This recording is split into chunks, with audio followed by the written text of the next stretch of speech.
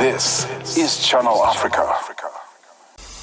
Africa has a voice, and that voice is Channel Africa. It keeps you in motion, speaking, singing, questioning, rising. Wake up with Rise and Shine 6 till 9. Peter and Asanda, as they bring you breaking news, sharp analysis, and the voices that shape the day. At mid-morning, we get on the move with Palisa and Benjamin, digging into the African lifestyle, people, and the things that make Africa smile.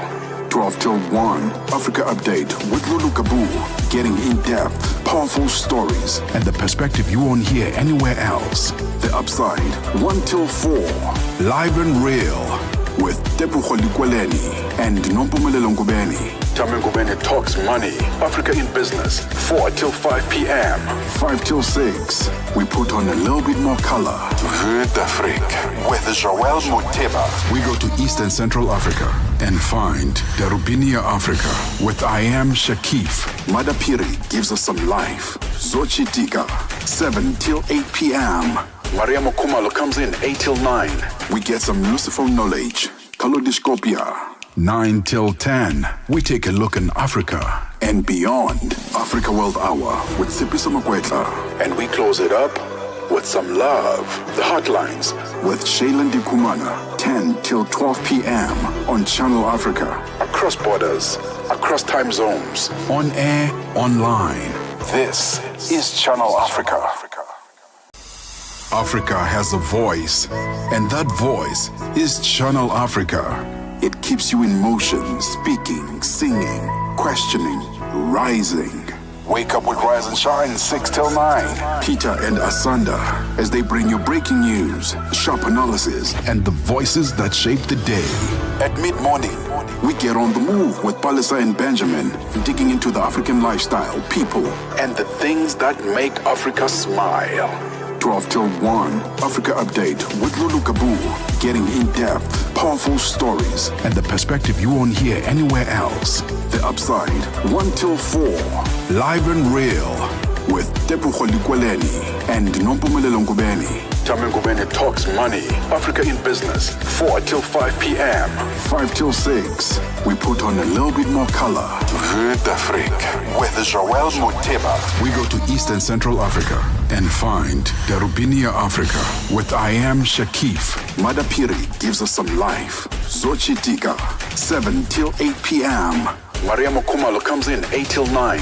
We get some Lucifer knowledge. Kalodiscopia. 9 till 10, we take a look in Africa and beyond. Africa World Hour with Sipiso Makwetla. And we close it up with some love. The Hotlines with Shailen Dikumana. 10 till 12 p.m. on Channel Africa. Across borders, across time zones. On air, online. This is Channel Africa. Africa has a voice, and that voice is Channel Africa. It keeps you in motion, speaking, singing, questioning, rising. Wake up with Rise and Shine 6 till 9. Peter and Asanda, as they bring you breaking news, sharp analysis, and the voices that shape the day. At mid-morning. Which means it's time for you to rise and shine. Yeah, that's the name of our program. Right here on Channel Africa, where we bring you the African perspective. My name is Peter Ndoro. Asanda Beda is not in today. And we're coming to you live from our studios here in Johannesburg, South Africa. Streaming on the internet at www.channelafrica.co.za. We're also available on our mobile app, SABC Plus. That's SABC Plus. Just go in there to your app store, look for SABC Plus, and you can find us there as well.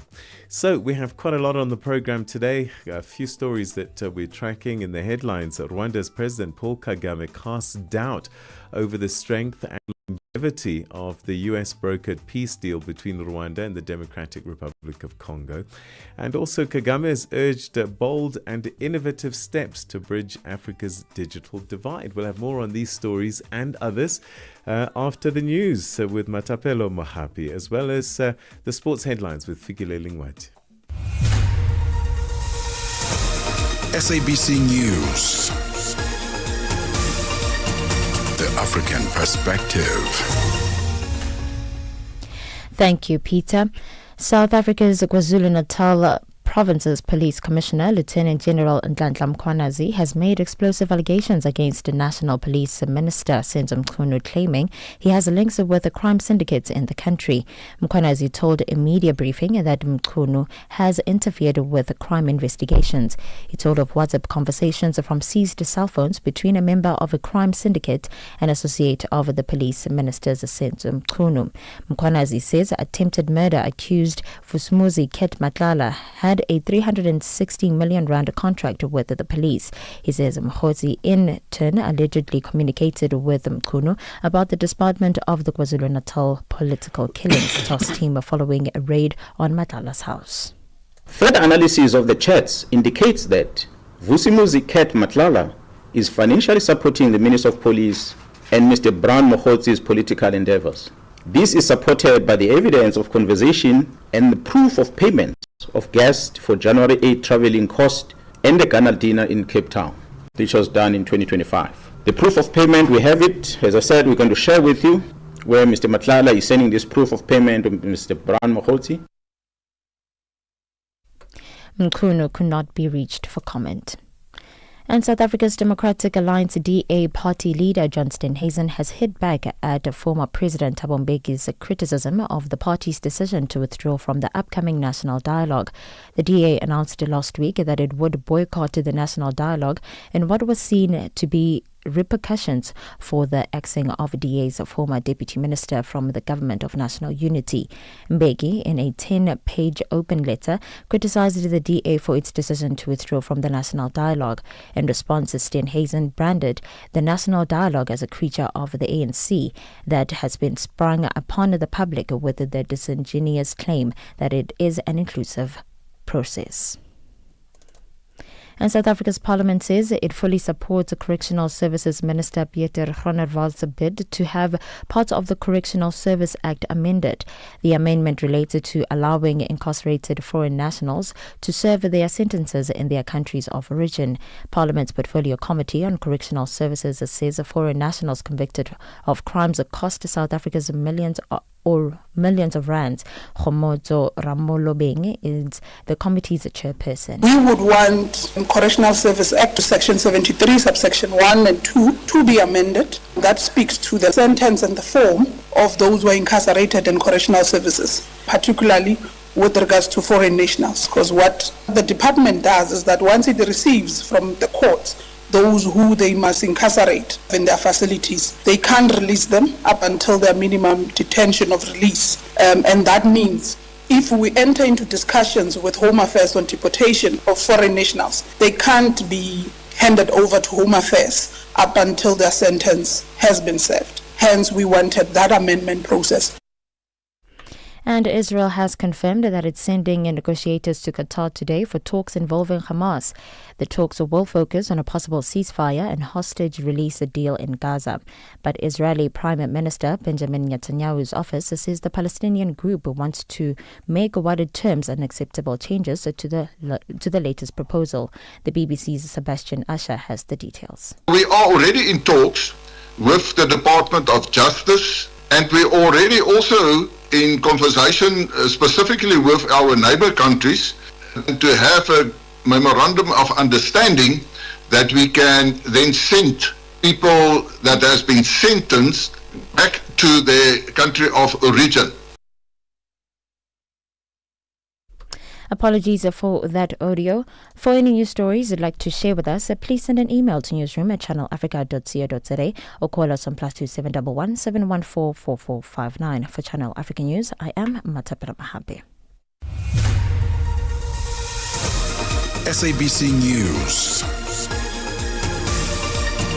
The African Perspective. In our sports headline, Carlos Alcaraz survives Andrei Rublev test to stay on course for Wimbledon hat-trick. And Zambia's captain Barbara Banda says she's proud of her team's performance in WAFCON opener. I'll be back with these and other stories at the bottom of the hour.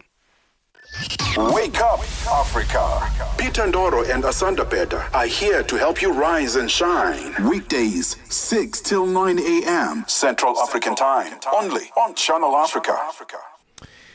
Now, every morning after the 6 o'clock news, we bring you a concise roundup of the top stories that played out across the continent.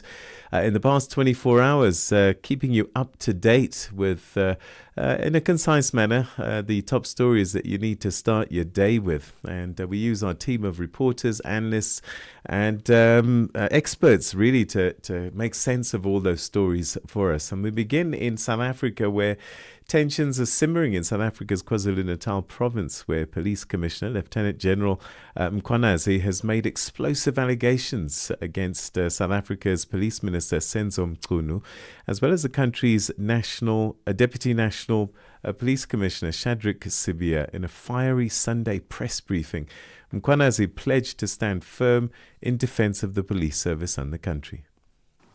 On the 31st of December 2024, the Minister of Police, Mr. Senzo Mchunu, issues a letter to disband the political killings task team and to suspend the filling of vacancies within crime intelligence. On the 14th of May this year, 2025, the task team arrested Vusi Muzi, who is also known as Cat Matlala, for an attempted murder ×3. I must highlight that this Mr. Vusi Muzi Cat Matlala is an individual who was awarded a police contract of over 360 million rand in 2024. An analysis was conducted on electronic communication of this arrested person. This analysis reveals communication between the arrested Vusi Muzi at Cat Matlala, Mr. Brown Mohotsi, an associate of the Minister of Police, as well as the Minister of Police, Senzo Mchunu. In the Great Lakes region, Rwandan President Paul Kagame has cast doubt on the sustainability of a US-brokered peace agreement with the Democratic Republic of Congo. Addressing the nation on Rwanda's Liberation Day, President Kagame warned that Rwanda would retaliate if provoked. We reached an agreement in Washington, D.C., but it is not up to Washington to implement it. It's those who reach the agreement there to actually be the ones to implement what they agreed. And we have also seen in the whole history of this matter that people really don't necessarily do things according to what they agreed they are going to do. You will never find Rwanda at fault with implementing what we have agreed to do. You'll never. But if the side we are working with plays tricks and takes us back to the problem, then we deal with the problem like we have been dealing with it. Also in the international stage, President Kagame is calling for urgent solutions to close Africa's digital divide. Speaking at the United Nations Broadband Commission's 15th anniversary, he urged for smarter policies, better funding and innovation to make universal internet access a reality on the continent. 15 years ago, we began with the simple conviction that broadband must reach everyone everywhere because it is an essential driver of sustainable development. Our continent is home to a young and talented population who need to be given the means and opportunity to use their creativity. The good news is that we are seeing more and more investment in digital infrastructure, but we can certainly do more. Meanwhile, in Brazil, South Africa's Deputy Finance Minister David Masondo says that BRICS finance ministers are united in their call for global financial system reform. Speaking to the SABC from Rio de Janeiro, Masondo highlighted consensus on reshaping the international financial architecture to better serve emerging economies. We did discuss the tariffs and how they impact on the global economy, and it's important for us to deal with the issue of the tariffs, because if countries block the export, the sale of what we produce in South Africa, it does have a huge impact on the ability to grow the economy, because if we are not able to send what we are producing in South Africa to the rest of the world, it means our businesses won't be able to make profits. As a result, they will start shedding jobs. We won't be able to generate sufficient tax revenue in order to finance the things that the poor require. In infrastructure news, the Lesotho Highlands Water Project has reached a major milestone. The second shipment of tunnel boring machine components has arrived, signalling progress in the 38-kilometre Polahadi water transfer tunnel. And the project is now 42% complete, despite a 10% delay. South Africa's High Commissioner to Lesotho, Constance Siopasengwe, provides the latest. As South Africa, we're determined that this massive trans-border project should equally benefit the peoples of Lesotho and South Africa. In addition to the royalties Lesotho receives from the Lesotho Highlands Water Project, local jobs have been created and new roads have been built in the kingdom.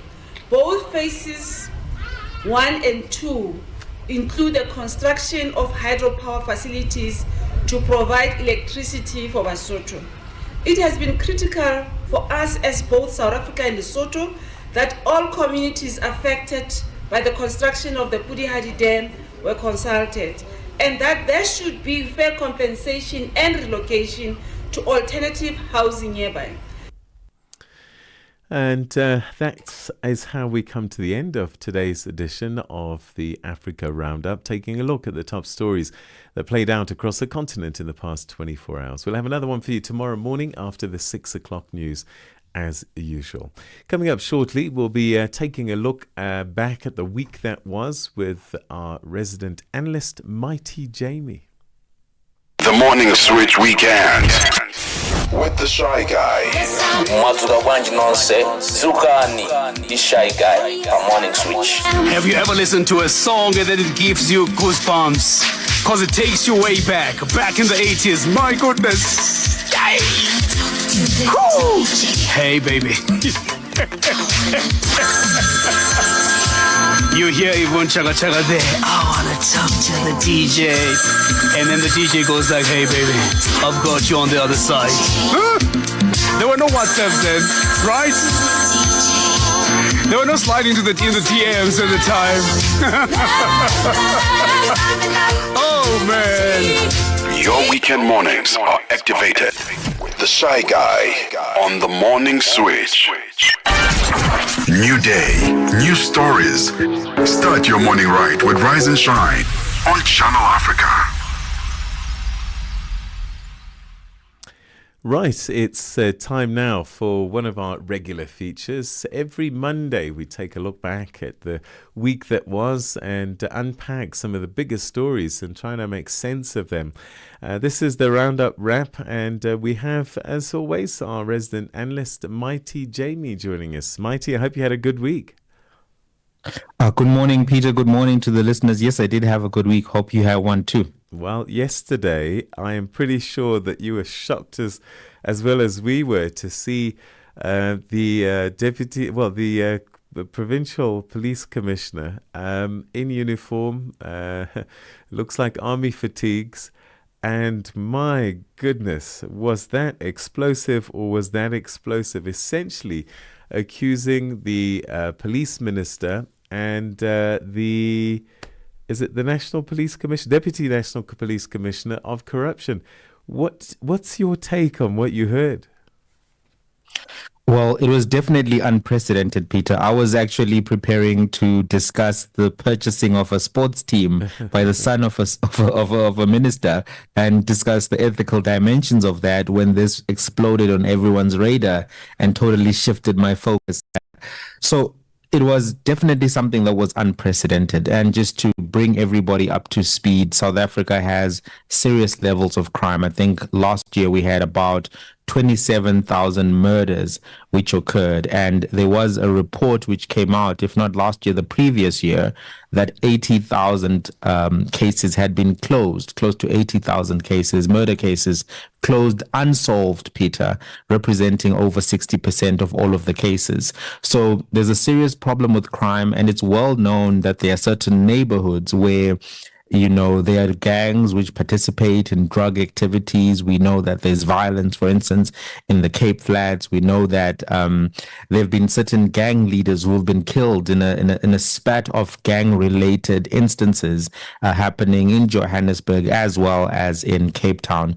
So the extent of crime, violent crime in South Africa, even made it to the White House, right, under this false narrative that, farmers are being targeted on the basis of their race, when we actually know that it's an outburst of the crime or an outcome of the crime which is happening in South Africa. So the crime issue is a big factor. General Mkhwananzi himself has been somebody who's gained a lot of popularity because his officers have often been in shootouts with violent criminals, ending in the demise of those particular criminals, sparking debates about whether or not he is crossing into the gray line or even maybe crossing over the line in terms of the responses. And he has been very vocal in terms of that.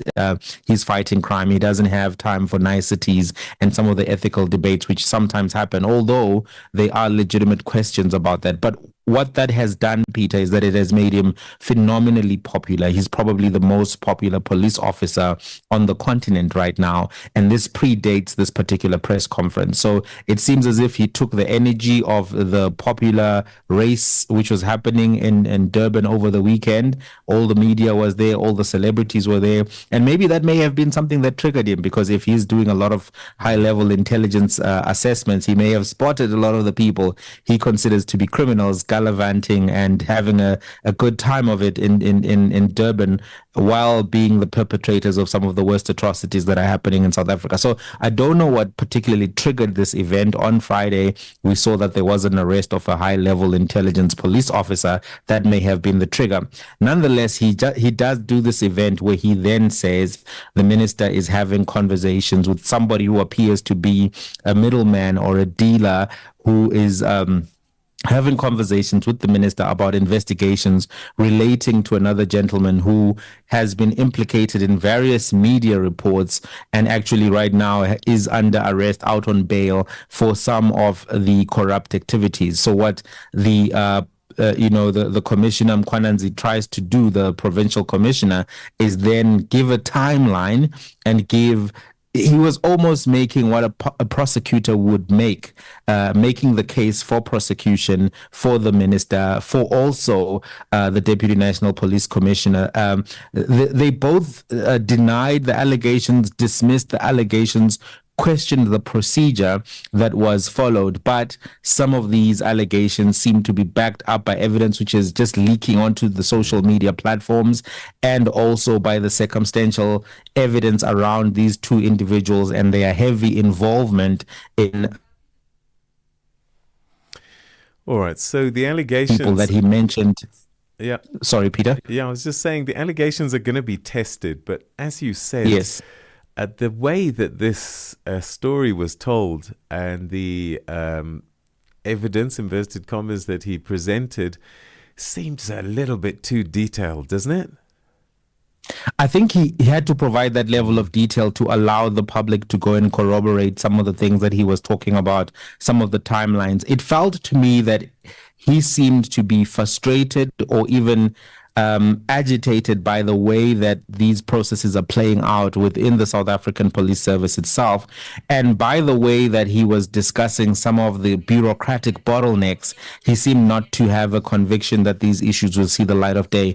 Unfortunately, we've seen a lot of implications within the policing system in South Africa with the underworld. If you recall, Jackie Silebi was involved with the criminal underworld, and he was a national police commissioner, passed away a few years ago. But the history does suggest that, with the fall of Jackie Silebi, you didn't necessarily have a cleaning up of the police force. You know, a national commissioner doesn't get that in depth in terms of relations with the underworld without there being some other kind of support infrastructure. So it felt to me that the way he was presenting all of this detail to the public was the action of a man who's either desperate or fearful for his life, or trying to give the public its own forum to investigate and crowdsource almost the last leg of investigation so that the information is in the public domain. I've never seen such a senior police officer acting like a whistleblower in this nature.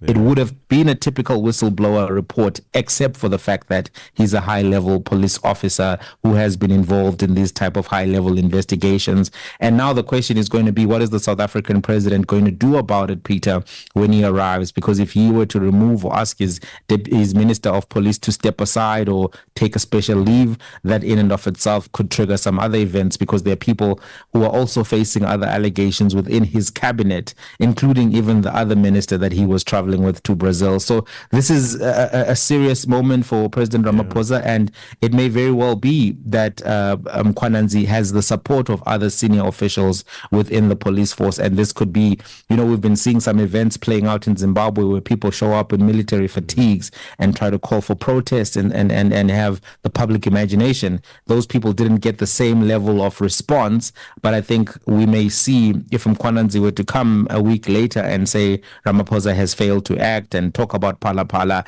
and call for some kind of public action, that could totally take this thing in a different direction, which is why it was so unprecedented, even beyond the criminal allegations that he was making, which are yet to be tested, Peter. Yeah, I mean, visually, one thinks, of course, of the military juntas in West Africa, but this is not a small thing. On his level, it's the third highest ranking police officer speaking about the second highest ranking police officer and the police minister. So the president certainly does have a headache. Somebody needs to get fired, either Mkhwanazi himself or the other two, but somebody's getting fired over this. This is for sure, I'm pretty sure. But anyway, let's move on to BRICS. BRICS leaders have called for reforms of global institutions, a shift away from Western-dominated systems. Where have I heard that before? You've heard it before from the same institutions over and over again. It's a remix, actually, of everything they've been saying. So the argument in and of itself is legitimate. You do need to have reform of these institutions. We have seen how the World Bank, the IMF, at different times through their structural adjustment programs have caused a lot of problems in Africa. And Zimbabwe had this economic structural adjustment program in the early 90s, which didn't help the Zimbabwean economy and in fact buried it at a point where it needed more stimulus than austerity. We're seeing the protests with the youth in Kenya. One of the hidden lines of conversation, which doesn't get discussed as much, is the fact that the austerity measures that Ruto has been implementing as a result of the IMF. So all of these criticisms are fair. The dollar dominance on the global market does give America this bully power with the global economy and does allow the global economy to keep bailing out the American economy at critical points. So I think at this point, what we would have expected is more action from BRICS, because as you've said, we've heard the rhetoric over and over again. But I think one of the reasons we're not seeing that, for instance, is because China and India don't actually have the same commitments to this type of, global restructuring. At critical moments, what you'll find is that India will take sides with America, will go and try to get deals for manufacturing, for iPhones, for example, for themselves versus China. So I think those types of internal rivalries are now beginning to show. And at this point, if they were serious about the BRICS currency, which has been touted and spoken about, its merits is spewed left, right, and center, but we have not yet seen materialize. So I think the arguments are fair. BRICS is at a point now where if they want to, put their money where their mouth is, literally, and make this currency and get going, everything is in place to do so. It may very well be that they're afraid of doing so under a Trump administration, because we've seen that he's been very belligerent in terms of how he's been responding to a variety of things. But in particular, I think there's a video that circulated about him talking about this particular currency and how it shouldn't see the light of day. So they may just be, the BRICS as an institution or as a collaborative set of nations can outlive the Trump administration. So it may very well be that the assessment has been that we need to, keep our cards to the chest for now and outwait the Trump administration and see what we can do. But the rhetoric, Peter, has been ongoing. We've heard it 1,000 times. We live in hope. Okay, so Rwandan President Paul Kagame seems to have poured some cold water on this US brokered peace deal between Rwanda and DRC, and by extension, what's been happening on the east of the country with the M23 in particular. They say, look, we'll keep our end of the bargain, but we're not going to mess around. We will retaliate if we have to, if we are provoked. And I suppose all the right things are being said, but it does cast a bit of doubt as to whether this thing is going to last, right? It definitely does. And I was not actually surprised that Kagame would be the first person to start building a narrative to justify his withdrawal or his whatever he's planning to do or preparing to do. So the idea that the DRC army or somebody will start playing tricks is how he described it. He says, well, we'll stay in this thing unless they start doing tricks, and then we never know what's going to happen. So I was not surprised. One of the concerns we've raised quite frequently is just that the peace process here has been attempted so many times, and we were surprised that the Americans were able to pull it off, and perhaps they will be the ones who will be given the credit for pulling it off. But this rhetoric coming so soon after the signing of the deal, and the fact that we didn't have the presidents themselves sign the deal, for me, I think indicated that there was still a desire to keep some distance and to signal to the different populations that, we're signing this, the Americans are making us sign this thing, but make no mistake about it, we still don't see eye to eye. It wasn't quite the signing process that I thought it would be, and that was something that I raised as a flag. And now Kagame is speaking in this rather confrontational and shady manner at this stage. I think it just shows us that the concerns that we raised were genuine. We'll have to see whether or not tricks then manifest and accusations of tricks manifest. But still early days. We'll have to wait and see. So we go to West Africa now. The Transitional Parliament has passed a law allowing junta leader Assimi Goïta to rule without elections and potentially remain in power until 2030. Your thoughts on this? Does that mean democracy is under threat in Mali? I think it means that they won't have it foreseeably until 2030. But whenever I hear these military leaders say these type of things, Peter, I'm just reminded of Mugabe. I'm just reminded of Bashir. I'm just reminded of a lot of people who came in claiming that they were going to be the liberators, that they were going to be the ones to usher in, the voice of the people and let the voice of the people be what guides them. So at this point, I think that the Mali Democratic Project is dead unless we find other ways to resuscitate it. We cannot assume that these are genuine sentiments. We cannot assume that this is what is actually going to happen. To make such a claim, 5 years of not being challenged, of being an autocratic regime, really is something that I don't think is warranted. The question then really becomes, how committed are we to democracy in Africa? How committed are our institutions to democracy? Because as things stand right now, the entities that should be calling this out, the powerful nations and the powerful bodies, they should be leading the charge and actually saying we need democracy in Mali tomorrow, not in 2030, and we can't have juntas continue to buy time and come up with excuses over and over again that they will provide democracy, not now, but later. They've just got a few things to solve. I don't think that's acceptable. All right, and that's where we'll leave it. So much to talk about with our continent, always keeping us busy. Mighty Jamie, always good to talk to you. Have a fabulous week ahead, my brother. You too. Thanks for having me. Good week to the listeners and viewers. Thank you. That's a Mighty Jamie making sense of some of the top stories that played out across the continent in this past week. And he'll be back next Monday morning, around about 6:15. Right now, though, it's time for your news headlines. Here's Matapelo Mahapi. SABC News. Headlines. the African perspective. Thank you, Peter. South Africa's KwaZulu-Natal Province's Police Commissioner, Lieutenant General Nhlanhla Mkhwanazi, has made explosive allegations against the National Police Minister Senzo Mchunu, claiming he has links with the crime syndicates in the country. Mkhwanazi says organized crime syndicates have infiltrated the country's criminal justice system. And South Africa's parliament says it fully supports Correctional Service Minister Peter Ndoro's bid to have parts of the Correctional Service Act amended. And Israel says it has carried out intense airstrikes against the Yemen ports of Hodeidah, Ras Issa and Saif. More on these stories and others at top of the hour.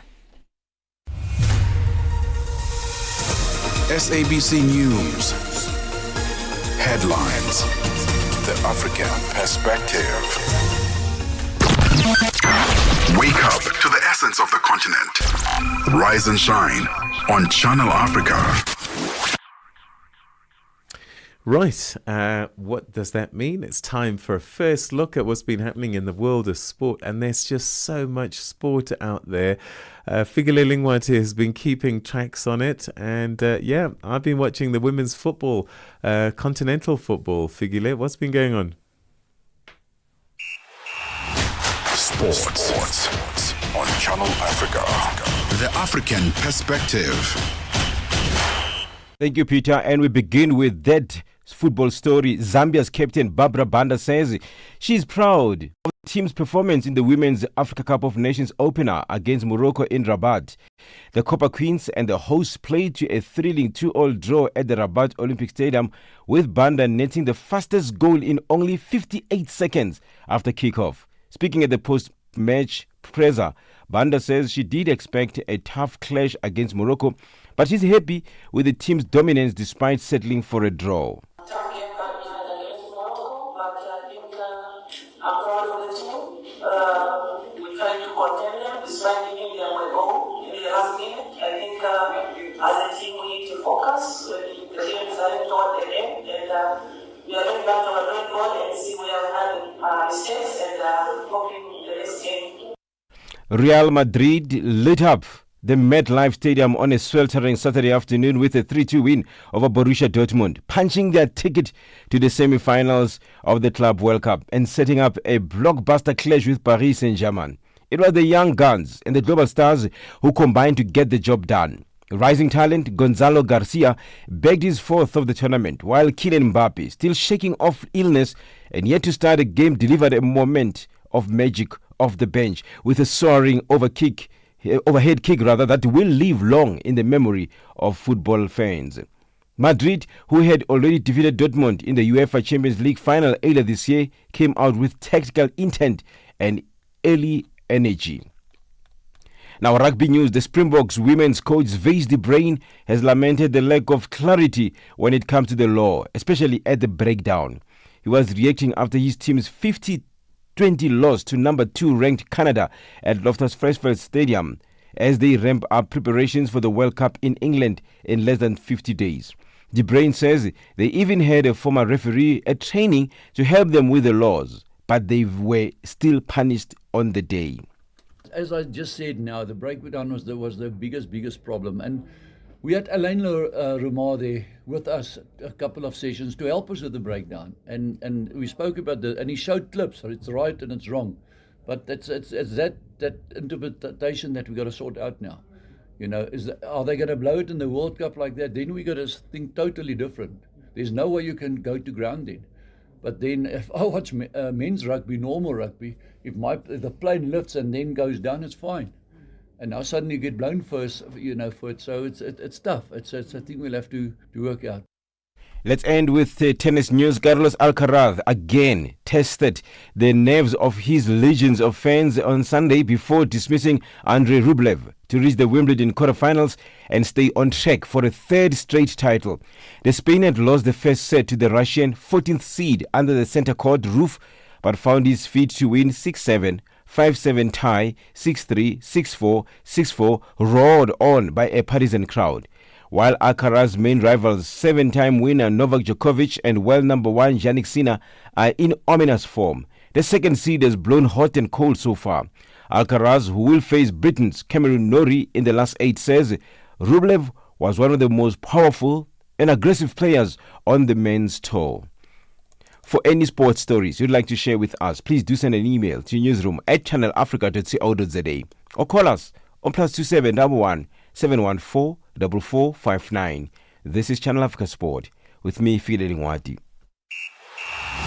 Sports on Channel Africa. The African Perspective. Download the SABC app and take Channel Africa with you everywhere you go. In this episode of Channel Africa Conversations, Peter talks to Dr. Thulisile Buddha, an academic, author, and an expert in indigenous knowledge systems. Join us for a compelling discussion on preserving African languages and traditions in the digital era. Dr. Thulisile unpacks the role of educators, explorers, and how technologies like AI can support cultural preservation, and challenges us to rethink how we honor African heritage. You can find the episode on YouTube, SABC Plus, and on our website, channelafrica.co.za. This episode is a must-listen for educators, creators, and change makers across the continent. Channel Africa, the African Perspective. Mornings made better with Peter and Asanda on Rise and Shine, weekdays 6 till 9 Central African Time on Channel Africa. It's time now for a first look at what's been happening in the world of business and commerce, economics, you name it. And at the desk this morning, we say good morning to Tabiso Lihuko. Business news on Channel Africa. The African Perspective. Thanks, Peter, and good morning. The US is considering to put together a template that will guide it in its trade negotiations with sub-Saharan countries. South Africa's Deputy Minister of Trade, Industry and Competition, Zuko Kodlimbi, says he recently spoke to the US representatives in Angola where the issue was discussed. He was speaking in an exclusive interview with SABC International editor Sophie Mokoena on the sidelines of the BRICS Business Forum in Brazil. Da Silva were quite instructive. He gave us a good reflection on the task that the BRICS countries must assume in the context of the geopolitical fallout that is affecting trade. South Africa's power utility, Eskom, has urged the public to avoid illegal power connections, warning that these connections overload the system and trigger widespread interruptions. The power utility says to keep the electricity supply stable this winter, customers must buy electricity from accredited vendors. Eskom spokesperson Daphne Mokoena says the system overloads force the utility to implement load reduction measures. Illegal electricity connections, including meter bypasses and the unauthorized operation of the network, particularly the transformers, are not only dangerous, they are deadly and also criminal offenses. These actions pose a serious risk to public safety and undermine Eskom's ability to deliver reliable electricity. Transformer explosions, fires, and electrocutions are often the result, placing entire communities, especially children, in harm's way. The start of many municipalities' financial year in South Africa has seen an escalation in tariffs for services including electricity, as well as water and sanitation. The financial year started last week. Energy regulator NERSA approved a 12.7% electricity tariff hike in 2025, along with changes to how Eskom structures its pricing. The Organising and Doing Tax Abuse Outer says that the latest tariff hikes are putting further financial pressure on households because they are way above inflation. The organisation's Chief Executive Officer, Wayne Duvenage. When we looked at the city of Joburg, if you just go back 15 years, had they increased their tariffs by inflation or less, we would not be in such a bad position. But we're about 30 to 40% higher in our tariffs than we should be now. If you take that as your baseline, just 15 years ago, when things were working, potholes were filled, the water leaks were sorted out, the street lights were working. Meanwhile, tariffs have gone up well above inflation, and it's across the country, and it's not good for homeowners and property owners. Guinea's exports of bauxite, a feedstock for aluminium, jumped 36% to a record 99.8 million metric tons in the first half of 2025, driven by robust Chinese demand that offsets declines from a regulatory crackdown. Bauxite exports jumped from 73.4 million tons in the same period last year, with Chinese-controlled firms commanding over 60% of shipments from the West African nation's expanding port network. China accounts for about 60% of global production of aluminium used in transport, packaging and construction.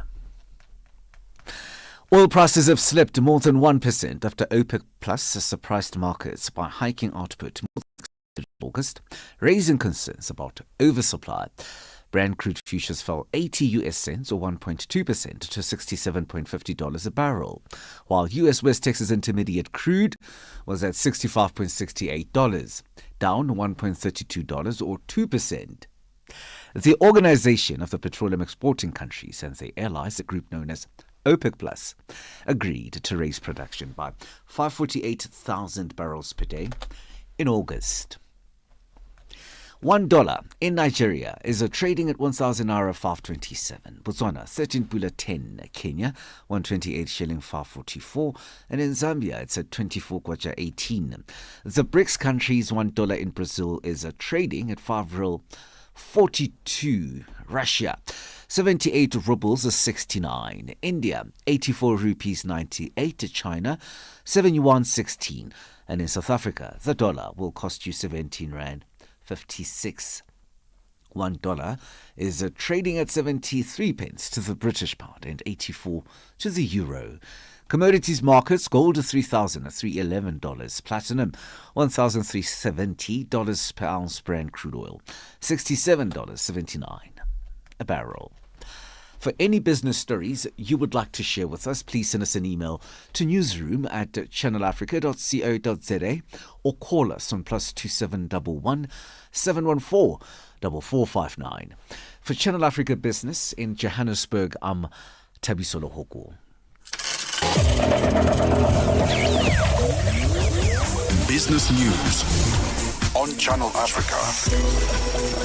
The African perspective. G20 in Africa, exclusive to Channel Africa. It's time now for our G20 fact of the day. South Africa's participation in the G20 is guided by the country's 4 foreign pillars: the national interests, the African agenda, the South African cooperation, and multilateralism. South Africa's officially assumed the presidency of the G20 on the 1st of December 2024, making it the first country on the continent to lead this premier forum. And that's our G20 fact for today. G20 in Africa, exclusive to Channel Africa, championing Africa through solidarity, equality, and sustainability. Well, with the G20 summit just months away, the Civil 20 C20 leadership is preparing to represent civil society at the November gathering. South African advocacy groups focused on gender-based violence and femicide have shared key priorities they believe should be included in this year's G20 policy discussions. The C20 team is set to brief the media in Pretoria today on their readiness to deliver the C20 policy pack, developed through various working groups, and the pack is intended to influence the G20's agenda and push for meaningful change. Nhlanhla Nshingila reports. As a vital G20 engagement group, the C20 unites diverse civil society voices, empowering them to shape decisions on global challenges like climate change, economic inequality, health, and social justice. According to the C20 South Africa chairperson, Thulani Chefuta, South Africa's C20 leadership showcases its dedication to global inclusivity, collaboration, and equity. This role enables the country to highlight pressing global issues and amplify marginalized voices. The crux of our focus in influencing the governments of the world is to bring people into the center of development, is to draw people into the center of economic activity. It is to make sure that all policy proposals and decisions that are taken by G20 create the idea of public value. That public value is value that must find expression in the daily lives of the people. Chefuta emphasized that the C20 policy should primarily focus on various streams organized into work groups to effectively address key issues.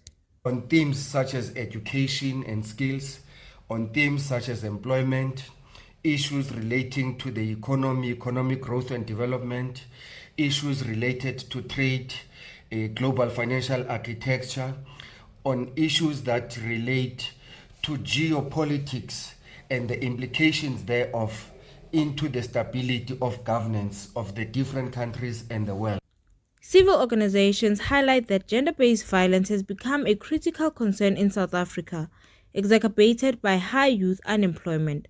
Founder and CEO of Civil Movement Voice It in Action, Khothatso Moloto, notes that numerous GBVF cases remain unsolved due to resources constraints in affected communities.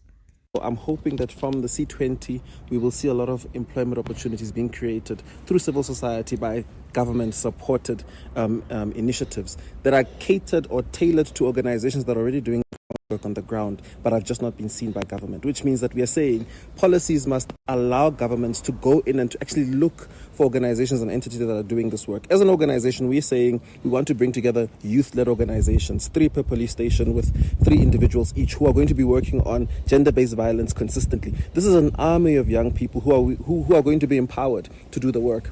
Founder of Mopsy Group and social and economic inclusion consultant, Mposidibe weighs in. Economic growth is underpinned by a variety of factors. One of those factors is skills, the level of skills and labor participation. We also have inequality as well as poverty and the levels thereof that also contribute to economic growth. And we also have macroeconomic indicators and just, the state of life on the ground. And I think one of the key things that we always need to keep, at least at the forefront of the current conversations, is that South Africa is still one of the most unequal countries in the world. And practically speaking, that means that the gap between rich and poor in South Africa is the largest gap in the world, and that is a point of serious concern. Civil society organizations through the C20 are urging the government to prioritize addressing gender-based violence, a pervasive issue in the country that demands immediate attention and action. Nonhlanhla Njingela for SABC News, Pretoria. G20 in Africa, exclusive to Channel Africa, championing Africa through solidarity, equality, and sustainability. Now, stroke is emerging as one of the fastest growing healthcare challenges in South Africa, with hypertension identified as its leading cause. Health experts are raising the alarm at a National Stroke Rehabilitation Research Conference, which is currently underway in Johannesburg, where frontline professionals, stroke survivors, and policymakers are sharing insights into long-term effects of stroke and the urgent need for early detection as well as care. The conference also aims to strengthen community health responses and support systems, particularly in under-resourced areas. Sisi Sekhalo has more for us. According to a senior lecturer at Wits University in South Africa, Dr. Khanetso Sekome, stroke happens when there's a disturbance in blood flow in the brain. It results in disability, sometimes permanent or temporary, which affects one side of the body. Speaking at the first day of the National Stroke Rehabilitation Research Conference, Sekome says they are finding that the most common cause of stroke in South Africa is hypertension. He advises what people can do to avoid stroke. Hypertension, which is, like I said, the biggest cause of stroke, is a silent killer. No one knows that they've got hypertension until they get sick and they get into contact with the healthcare worker. So we need to increase the awareness of hypertension. People need to screen. Do not wait for you to be sick to be checked what your BP is. Every 3 months, get your BP checked. Even if it's twice a year, just know your BP value, and that is how we can act fast. 54-year-old George Scholar had a stroke at the age of 37. Although he has managed to recover from the impact of it, it left him broken. It turned my whole life upside down. So obviously I went to hospital. I spent 2 months in hospital rehab. So when I left hospital, I left in a wheelchair. I couldn't walk, I couldn't speak. Within 6 months of being discharged, ended up getting divorced because my wife at the time didn't know who this person was. And I lost my business as well. So having those three things in your 30s, you become disabled, you lose your business and your marriage. That's a lot to take on for somebody to deal with. So I looked for support, couldn't really find any. He has now started a foundation to help people who have had a stroke. We start educating the families and the stroke survivor about all that kind of emotional baggage that you can take with you. And as long as you deal with it early, you've got a better chance of recovering and of leading a normal, and I say normal in inverted brackets, a normal life. I'm fortunate enough, I'm remarried now, so I'm back in business, but it's taken me a long time to get to that point. So you need somebody to reach out to. And early in a stroke survivor's recovery, our target is not the stroke survivor, okay? Because your first 3 to 6 months, cognitively, you're just not there. So we focus on the families and we upskill them with what's coming home. Gauteng Province MEC for Health and Wellness, Nomantu Nkomora-Lehoko, says the conference is vital considering the enormity of the disease, particularly for disadvantaged communities. Our role after this workshop is to make sure that we educate our communities about the dangers of stroke, but immediately intervention that they should do if they feel that there's something that is happening in their bodies. One of the areas that I want to take home is the training that we must do as a Department of Health on community health workers, because those are our foot soldiers that go to communities. They come across the people that have been attacked by stroke. So our role then is to make sure that when they see those people, they are able to immediately refer them for assistance to various institutions. The other issue that I must do is to strengthen our hospitals, including our community health care clinics that are closer to those communities, that some of the people are easily able to reach them to be treated immediately. So those are the key things that I want to do, of making sure that there is service that we do to those that are attacked by stroke, but again to the survivors, because even after you've been in hospital, there is still some work that you must do in terms of rehabilitation. Liberty is a partner in the conference. Head of Brand Strategy and Sponsorships at the company, Maris Bostander, explains why. We are committed to supporting our clients and also South Africa beyond just providing solutions and paying out claims. We also, from a brand point of view, we promise that we will be in it with you. And with the partnership that we have with the Stroke Survivor Foundation and the Heart and Stroke Foundation of South Africa, our commitment is to support people beyond just paying out the claim, so that they have sufficient support through the healing journey, but also so that families have the actual support while they're going through that healing journey. So it's not just the stroke, but the stroke patient that's impacted its entire family. So our involvement here was really through the Stroke Survivor Foundation, where we partnered with them. And given that we have been involved in preventative care for stroke and supporting stroke survivors in the healing journey, we were introduced to the Department of Health, and it's been a very successful partnership. The conference is also expected to empower health workers that are working in communities on how they can assist their patients to avert stroke. For Channel Africa, I'm Sisi Segalo in Johannesburg, South Africa. And still with health issues, The debate over access to public healthcare in South Africa has reignited as undocumented foreign nationals continue to face barriers at clinics and hospitals. While some civic groups argue that this places an unsustainable burden on the healthcare system in the country, the South African Human Rights Commission insists that denying access violates the country's constitution. Lebohang Mabange filed this report.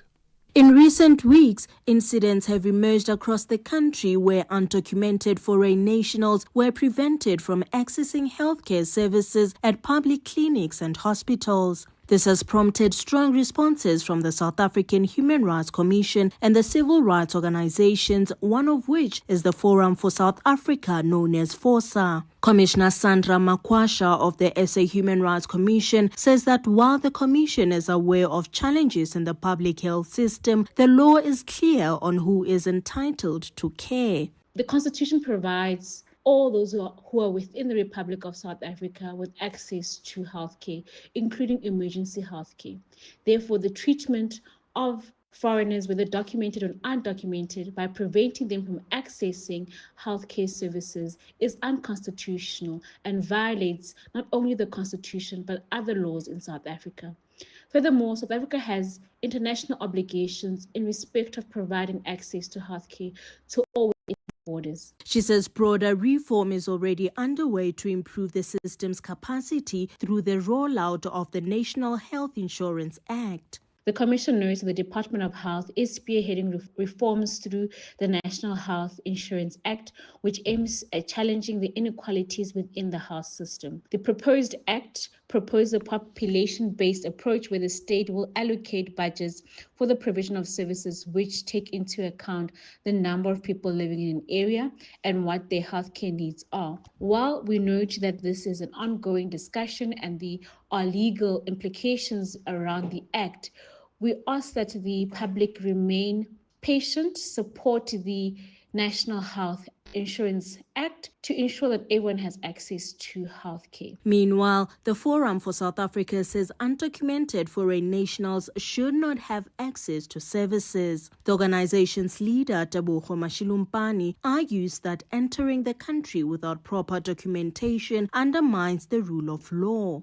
Access to healthcare facilities by illegal foreigners does not only affect citizens, but it does affect documented foreigners too. The South African Human Rights Commission is failing in its arguments as it advocates for illegal foreigners to access health care services. Now, entering the country illegally is undermining the sovereignty and the commander-in-chief of the country, His Excellency Cyril Ramaphosa. Anyone entering the country illegally has no respect for the laws of this country and its citizens. Mashilumpani says FOSA believes the country's borders must be better secured and that policies around service access should align with immigration law. South Africa is every day becoming a lawless and mafia state because there are institutions determined to protect illegal immigrants at all costs.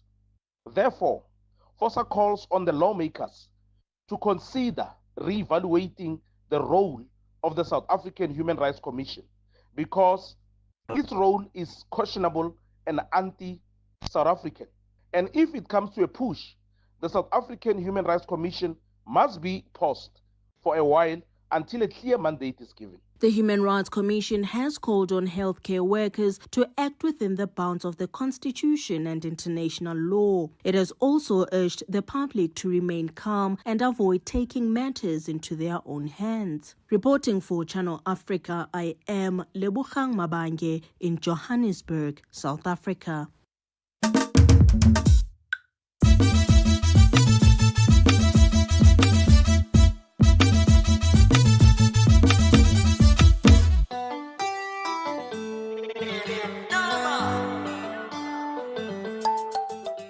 It's a little bit before the top of the hour, and you're listening to Channel Africa's Rise and Shine.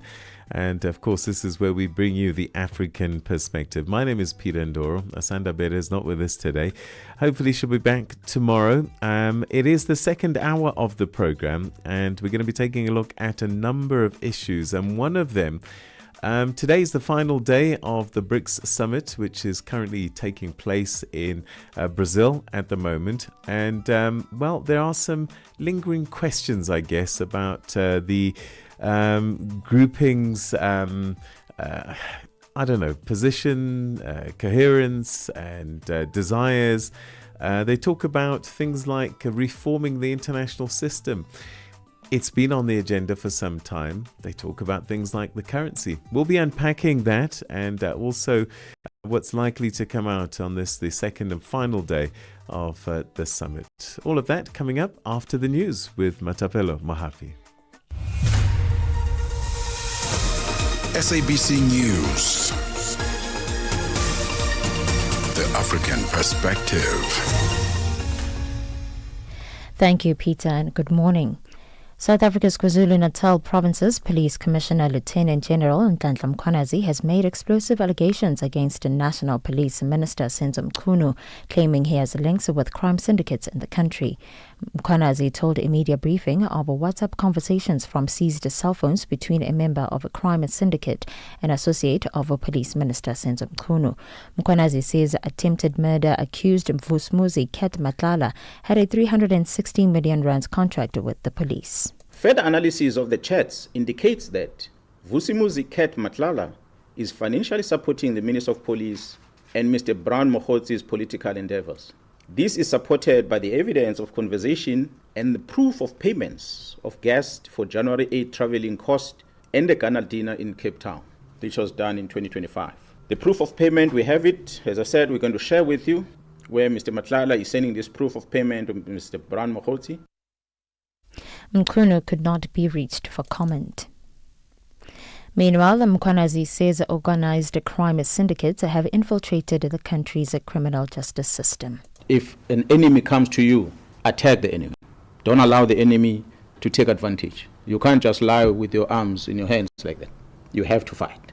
So that's what we are doing now in KZN, and we shall fight. And this fight is very big. So it needs people who are committed. People who are not worried. No, they're going to chase you. They're going to arrest you. Get out of that prison and fight. They're going to suspend. They're going to dismiss you. They can get you out of the police. When you're out of the police, join men and women in the private sector that are dedicated in dealing with this criminality. South Africa's Democratic Alliance DA leader John Steenhuisen has hit back at former President Thabo Mbeki's criticism of the party's decision to withdraw from the upcoming National Dialogue. The DA announced last week that it would boycott the National Dialogue in what was seen to be repercussions for the axing of DA's former Deputy Minister from the Government of National Unity. Mbeki, in a 10-page open letter, criticized the DA for its decision to withdraw from the National Dialogue. In response, Steenhuisen branded the National Dialogue as a creature of the ANC that has been sprung upon the public with the disingenuous claim that it is an inclusive process. And Israel says it has carried out intense airstrikes against the Yemeni ports of Hodeidah, Ras Isa and Sahiv. Shortly after the strikes, the Israeli military said it attempted to shoot down 2 missiles launched from Yemen. The BBC's Jacob Evans has the details. Within minutes of ordering civilians around the 3 Yemeni ports to leave, Israel launched dozens of airstrikes. An Israeli spokesman said the Houthis were using the ports to transfer combat equipment for their backer Iran to aid what he called terrorist plots. The IDF also struck a power station and a ship that was hijacked by the group 2 years ago, which it said was monitoring maritime traffic in the Red Sea. The extent of the damage isn't yet clear. The Houthis control large parts of Yemen and have regularly launched attacks on commercial ships in the region, along with firing numerous missiles into Israel. And officials in central Texas have warned the number of deaths caused by Friday's disastrous flash floods is certain to keep rising. Nearly 80 people are known to have been killed so far. Dozens remain missing. As hopes of finding survivors fade, one of the state's largest search and rescue efforts in recent history is now shifting towards a recovery operation. More heavy rain is forecast, and the governor of Texas, Greg Abbott, is warning people to remain vigilant. Know that rising water on roads can occur very rapidly. You may think that you can drive through it only to find out when you're in there that it's too late and that you're getting swept away. And so we urge everybody to be extraordinarily cautious for the next 24 to 48 hours. If there's Any water on the road, you got to be safe. Turn around, don't drown. For any news stories you'd like to share with us, please send an email to newsroom@channelafrica.co.za or call us on +2 711 714 4459. For Channel Africa News, I am Matapela Mahape. SABC News. The African Perspective. Our sports headline: Nigeria Super Falcons begin their WAFCON bid with a routine win over Tunisia. And David Bedingham praises Vian Mulder's composure for the Proteas' comeback. I'll be back with these and other stories at the bottom of the hour. Start your day informed, inspired, and entertained. Asanda and Peter bring you Rise and Shine. Weekdays, 6 till 9 a.m. Central African Time. Now, Malawi and Botswana have signed a series of cooperation agreements in trade, mining, agriculture, and youth development. And these are key pillars of Malawi's agriculture, tourism, and mining ATM strategy aimed at revitalizing its economy. Now, the two countries also committed to opening embassies in each other's capitals, signaling deeper diplomatic ties.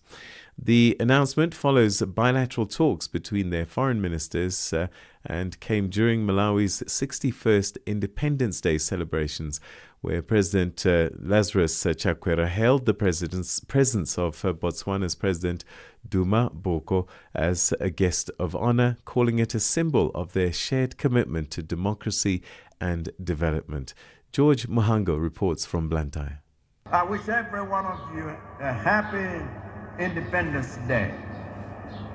As for you, my brother, Advocate Duma Gideon Boko, President of the Republic of Botswana, I thank you for accepting my invitation to come and celebrate this special day with us. Malawi's President Lazarus Chakwera and his Botswana counterpart Duma Gideon Boko signed the trade agreements as Malawi celebrated 61st Independence Anniversary celebrations on Sunday in the administrative capital Lilongwe. Chakwera described President Boko, who served as the guest of honor at the event, as a visionary, democrat, and pan-Africanist leader who aligns with Malawi's values of democracy, good governance, and development. He lauded Botswana's progress under Boko's leadership, especially the launch of the country's first satellite into space within 6 months of his presidency. Chakwera then asked Boko to collaborate on Malawi's strategy of boosting productivity in agriculture, tourism, and mining, while advancing manufacturing and value addition. My desire is to see growth in the trade between our countries.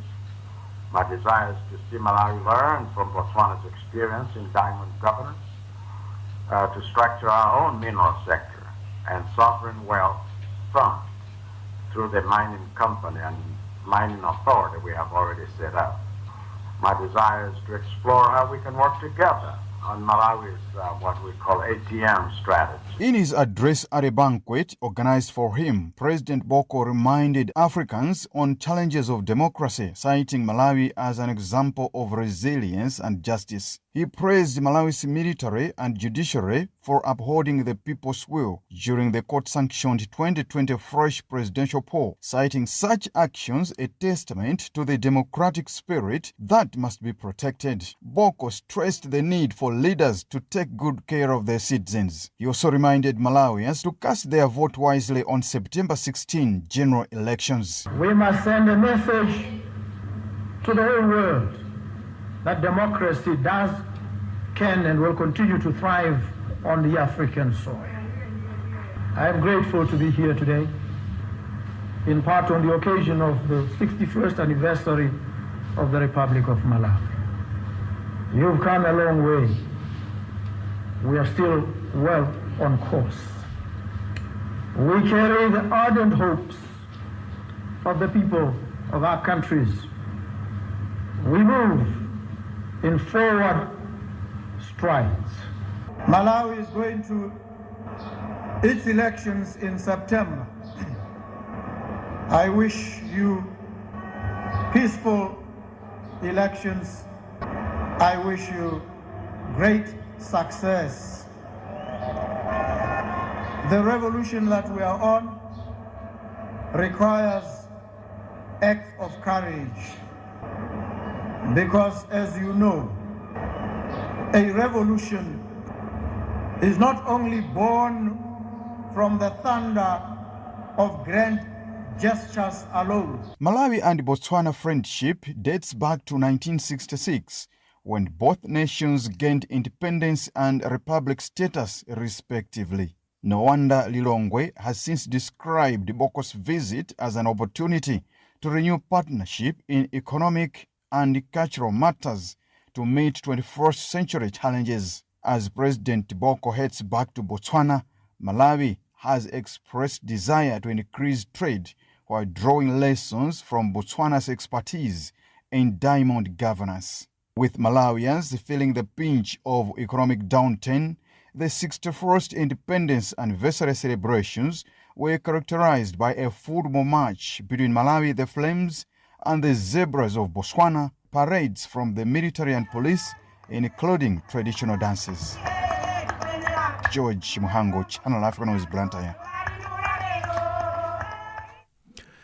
Russian President Vladimir Putin has told leaders at the BRICS summit in Brazil that the liberal mode of globalization is becoming outdated. Addressing the gathering via video link, President Putin urged member states to deepen cooperation across key sectors such as natural resources, logistics, trade and finance. His virtual participation comes as an international arrest warrant issued by the International Criminal Court prevents him from traveling freely. Ditaba Tsotetsi reports. The leaders of Russia and China are not present at the summit. Russian President Vladimir Putin participated on virtual platform while China is represented by the Premier. President of Brazil, Lula da Silva, has called for more trade activities among member states. The fear of a nuclear catastrophe has returned to everyday life. The constant violations of states' territorial integrity to the detriment of negotiated solutions undermine efforts toward nuclear non-proliferation. And calls for the transformation of the multilateral system. President Cyril Ramaphosa says that the summit will be a success. Many of the issues that are going to be addressed and agreed on are important issues for the geopolitics of the world in a number of areas, from climate change right through to issues of financing. China and Russia focused on fair trade. Russian President Vladimir Putin says it is important to use BRICS currency among members.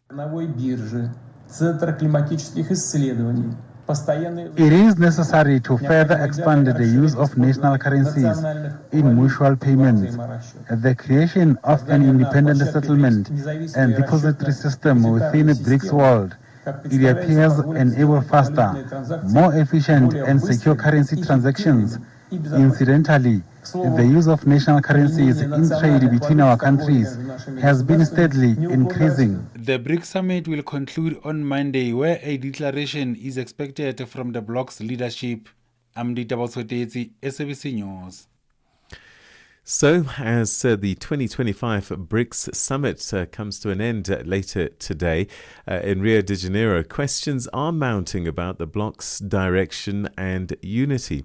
Hopes for bold action on de-dollarization, climate finance and geopolitical crises were tempered by the absence of two leaders, China's Xi Jinping and Russia's Vladimir Putin and Egypt's Abdel Fattah el-Sisi. Now, whilst Brazil attempted to steer the summit, critics say that the gathering failed to deliver on transformative change, raising concerns about whether BRICS is retreating just when the world needs serious alternatives to Western-dominated institutions. Well, to unpack the outcomes and, there's still a day to go, the limitations of this year's summit, we're now joined by Professor Patrick Bond, who's a political economist as well as a distinguished academic. He's also the author of The BRICS and Resistance in Africa and has been tracking the summit closely. Prof, always good to talk to you. Thanks so much for joining us on the program. So nice to be back with you, Peter. Thanks for having me. So you heard my introduction. I'm just curious about where BRICS is. Is it gaining momentum, or is it just a gathering that seems to be moving along slowly, but perhaps not making huge strides in changing the world environment? Yes, it's a nervous period because in addition to the three missing heads of state, Putin and Xi and el-Sisi, that you mentioned, also Masoud Pezeshkian, the Iranian leader, didn't make it. So you've only got 6 out of the 10. There supposed to be an 11th member, Saudi Arabia, but since that last big summit, which was in Kazan, Russia, in October, Donald Trump was elected U.S. president, and he's upended everything. In fact, even last night, Truth Social, his main platform, contained his threat that anyone going anywhere near, including the partners, not just the 10 members, there are 10 partners, and one of them has just joined Vietnam. And Trump last night tweeted or sent on his Truth Social a threat that anything to do with anti-American policies would attract a 10% tariff immediately, no exceptions, he wrote. Now, that would really disrupt some of the, let's say, fence sitters. One that was invited to be a partner but didn't come, sent a minor representative, was Turkey, another Algeria. Those are 2 on the fence. From Africa, we've got 3 new partners that began earlier this year, Nigeria, and Uganda and Senegal, but we are still awaiting to see whether we're going to find real strength in an expansion, and certainly not expected today at the end of this meeting. It'll still be the 10 BRICS, and I think, to be frank, there's some indigestion. Just one example, Peter. Should South Africa be in the United Nations Security Council as a permanent member, albeit the offer from the Biden administration without a veto, sort of second-class citizenship? Well, Egypt and Ethiopia have destroyed 2 BRICS foreign ministers' meetings. They couldn't even put out statements because they object to South Africa and then presumably Nigeria, other of 2 African countries. That's the sort of divisions. And of course, the biggest, Iran, basically found itself alone in the war against Israel just 3 weeks ago. There was no BRICS support at all. And then the biggest pending problem, because next year Narendra Modi will host the BRICS in India, and the Chinese-India conflicts continue, and probably the fate of de-dollarization that you mentioned will go down because India won't cooperate. These are some of the underlying problems that mean this is not a coherent bloc by any means, whether militarily, economically, or even in geopolitical and ideological terms. So we understand why Vladimir Putin couldn't travel, but what does it mean not to have, especially Xi Jinping and el-Sisi not present at this summit? Well, I think different cases. El-Sisi probably is under a lot of pressure from Trump. They get $3 billion plus a year in military aid and are considered basically the main ally on that southern border to police Gaza. They're not considered friends of Palestine. And I think there was maybe some concern that this would annoy Trump if el-Sisi went. For Xi, it's more complicated because certainly the Belt and Road Initiative, relationships in the Shanghai Cooperation Organization, those are still moving ahead. They're stumbling. There are major problems such as defaults by countries, and they can't pay back infrastructure loans from China. We've had problems with Transnet here in South Africa and the Chinese rail company. So at some level, I think that the momentum of China through its efforts to win soft, let's say, power have come to a certain kind of halt, even as the U.S. government pulls out. The Chinese did something against Trump the other day that was interesting. They said no tariffs on any African goods going into China. That will certainly help South Africa with some of its exports. Mostly we're exporting platinum and coal and manganese and gold and iron ore, the sort of basics. But this is one big dilemma because Trump is delayed yet again this week his deployment of tariffs as a weapon. And he had initially said, look, if you guys in the BRICS are going to de-dollarize, I'll put 150%, in his kind of blustery, threatening way. And now he said yesterday, we'll put 10%, just starting off the bat with anyone in the BRICS. So I think there's a lot of uncertainty and probably a desire the name Trump, the name United States is not in the draft declaration of the leaders. And in every way, I've looked at it, I don't see anything that would really annoy Washington. This is not a kind of challenging anti-imperialist. I would say it's actually more of a sub-imperialist declaration. And I don't think we're going to see much more, especially if it goes to India next year, because Modi is such a strong ally of Donald Trump. So big geopolitical issues, Gaza, Ukraine, even Iran. I wonder if BRICS has a unified position on these issues, maybe even a morally strong position that they can take as a collective, or is it a difficult one for a grouping as big as it's becoming? That's the case, because it's not just Egypt, but also UAE and Ethiopia, which has a pro-Israeli position. They have many of their citizens. And to be frank, Russia, which has, as Vladimir Putin pointed out in a speech just 2 weeks ago, 2 million Russian speakers amongst the 7.2 million Jewish citizens of Israel, and they're fighters in the IDF, as are Israelis, Indians, some South Africans. So there's a lot of division, isn't there? South Africa takes the strongest moral position at the International Court of Justice, but the president's brother-in-law, Patrice Motsepe, is dealing in coal with Glencore, exporting it to fuel the genocide. There's a lot of contradictions. Let's say President Lula, Ignacio da Silva of Brazil, used the G word, genocide, yesterday, but it's not in the declaration.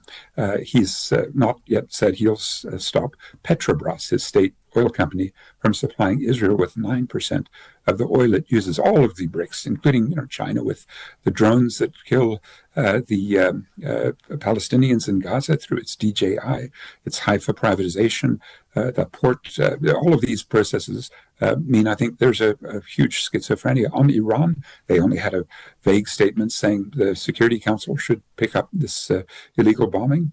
And I think in general, Peter, we are looking at a big problem where the BRICS talk left and walk right when it comes to West Asian conflicts. And that is, as you say, Iran is one of the members, but so are Egypt and UAE, and that's a huge contradiction.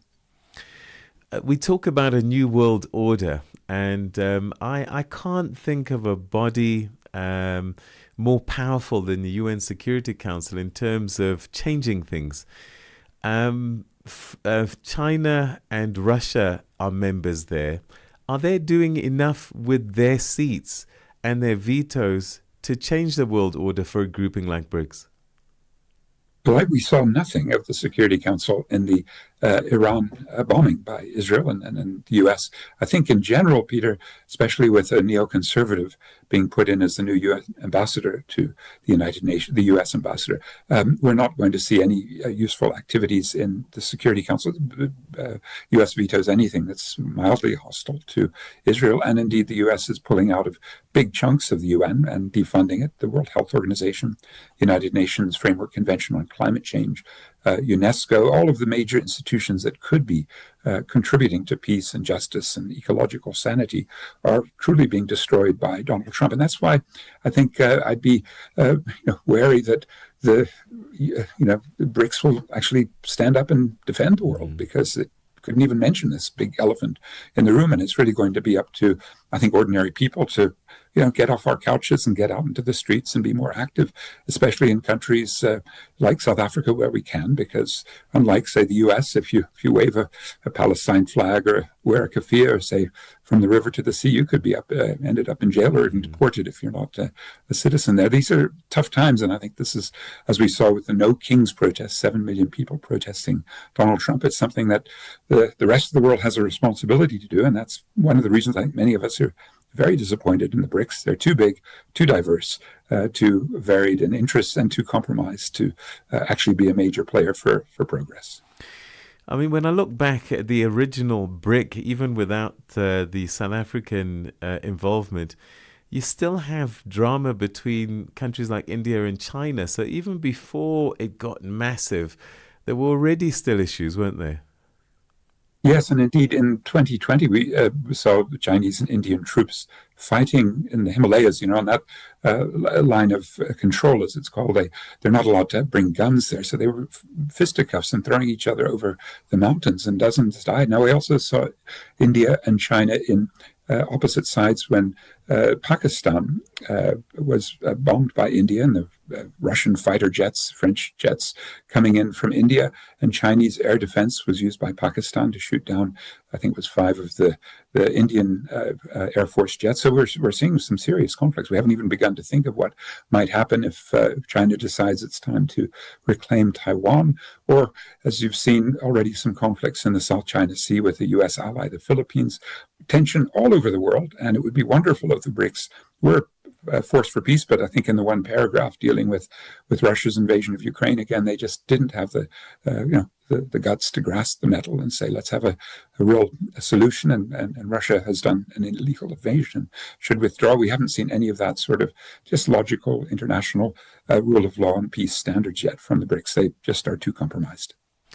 So ordinary citizens in those 10 countries are probably watching some of what's coming out of the summit. Has BRICS impacted ordinary people's lives at all in any way? Some might say, look, the BRICS Bank is busy trying. Yes, we've had about 12 loans from the BRICS New Development Bank. It's a Shanghai-based bank. It's run by Dilma Rousseff. She's the former president of Brazil. It's interesting, Peter, she's very close to Vladimir Putin, socially, personally. But even so, in 2022, before she became president, the BRICS Bank filed a note saying we will also put financial sanctions on Russia, the way the Western banks are. The reason for that, Peter, is that our BRICS New Development Bank actually is under the control, as we are sometimes, of the credit rating agencies, Standard & Poor's, Fitch, and Moody's. They didn't want to aid those investors, those regulators of world investment into AA bonds. So that meant that the BRICS Bank was actually very little use when it came to changing, let's say, the potential for BRICS to adjust to the world financial system and sanctions in that case. And in looking at those 12 loans that I've done, there's a lot of corruption. Loans to Eskom and Transnet that were had to be recalled for corruption. I don't think we've won anything much except a slightly lower interest rate. You'd get sort of 2% above the ordinary rate instead of 7 or 8% that the London interbank offer rate. But for ordinary citizens, I think the most important thing, Peter, would be to have some hope that there is something better out there, a new, an alternative to, say, World Bank and IMF. We've been in South Africa under such pressure from both those institutions to cut the budget, and that's really hurting ordinary people who suffer from state services. Since 2020, we've been taking on very, very substantial IMF and World Bank loans. And that's another disappointment, that the BRICS were meant to have a contingent reserve arrangement, CRA, to serve as an alternative, and Egypt and Ethiopia also under the IMF thumb, but we don't see that alternative. We haven't seen an alternative credit rating agency from the BRICS. So in all these ways, it's a lot of hype, some hope, but ultimately helplessness if you are in the circuits of power in a place like South Africa. Most of these guys actually, whether it's in Pretoria or the financial district in Sandton, they're not wanting to really shake things up. They're not wanting to go anti-West. They're really within still, and I'm afraid that means for ordinary people, we're still under the thumb. I'm very selfish, and I look to my continent primarily, and I wonder, all things considered, should we be focusing on things like Afreximbank, the African Development Bank, and things African, and not worry about the bigger picture, which is the BRICS story? Because so far it's finding itself challenged in terms of making real change. Oh, yes, and you'd add to that there are countries in BRICS, like the United Arab Emirates and Russia, that are making an enormous mess in places like Sudan, or South Africa's army not doing too well in policing the eastern DRC, and it looks like Trump is coming in to try to grab some trillions worth of minerals because Chinese mines aren't able, with in a sense, defense. You could argue they shouldn't be doing child labor there and sending their minerals out through Rwanda. Lots of problems with many African countries looking either east or west. The BRICS just are not a source. In fact, I would say in some cases, like northern Mozambique, you see Chinese oil companies in collaboration with Total, the same in the Uganda Tanzania oil pipeline that's so controversial. It would be great, Peter, if we could really look to alternative approaches like the ending of so many of the border customs and excise that have prevented trade, and we could have a rationalization of these irrational 54 countries. The borders set up in Berlin in 1885. It would be wonderful if this African Continental Free Trade Agreement could get up and running. The Exim Bank, the African Development Bank's a bit of a different, kettle of fish. It's under more or less World Bank sort of ideological control, and the U.S. is a major shareholder. I think building from below and trying to open up borders and trying to get rid of the xenophobia in our societies, these are really important areas where, your own show and your own channel are vital in that. So I do hope we can do something from below, because, Peter, I don't think from above we're seeing much progress. All right, perhaps we'll catch up with you again at the final conclusion of today's summit, and maybe some of the messages that come out. But for today, thanks so much indeed. Always good talking to you, Prof. Yes, thanks, Peter. Bye-bye. All right, that's Professor Patrick Bond, an academic and political economist, talking to us about the BRICS Summit, which concludes in Brazil later today. Right now, though, it's time for your news headlines. Here's Matapelo Mahapi. SABC News headlines. The African perspective. Thank you, Peter. South Africa's President Cyril Ramaphosa says the explosive expose made by KwaZulu-Natal Provincial Commissioner Lieutenant General Nhlanhla Mkhwanazi is of grave national security concern. Mkhwanazi claims that National Police Minister Senzo Mchunu is linked with crime syndicates in the country. And anti-immigration movement Operation Dudula in South Africa defends its actions against foreign nationals accessing health facilities, citing resource strain and criminal activity. African Diaspora Network condemns these actions as against the Constitution. And a jury in Morwell, Australia, has found Erin Patterson guilty of cooking a deadly mushroom lunch that killed 3 of her relatives and left another seriously ill. More on these and other stories at Top of the Other. SABC News headlines. The African perspective. Wake up, Africa. Peter Ndoro and Asanda Beda are here to help you rise and shine. Weekdays, 6 till 9 a.m. Central African Time. Only on Channel Africa. Right, let's catch you up with the sport. Here's Figile Lingwati. Sports on Channel Africa. The African perspective. And in this hour, we kick off with football news. Nigeria kicked off their quest for a record-extending 10th Women's Africa Cup of Nations WAFCON title with a confident 3-0 victory over Tunisia in Casablanca. Former Barcelona forward Asisat Oshuala opened the scoring for the Super Falcons in the 4th minute. Rinsola Babajide, who previously featured for England at youth level before switching allegiance to Nigeria in 2023, doubled the lead in the first minute of the first half stoppage time. The winger fired clinically past Tunisia's goalkeeper Sulaima Jobrani, marking a first ever goal at a senior international tournament. Chinwendu Iheuzuo got Nigeria's third at the Stade Labi Zawuli with 6 minutes remaining after converting a cross from Ashley Plumtree. Nigeria will face Botswana on Thursday, with Tunisia seeking their first point against North African rivals Algeria earlier same day. Some more of the WAFCON. Zambia's captain Barbara Banda says she's proud of the team's performance in the Women's Africa Cup of Nations opener against Morocco in Rabat at the weekend.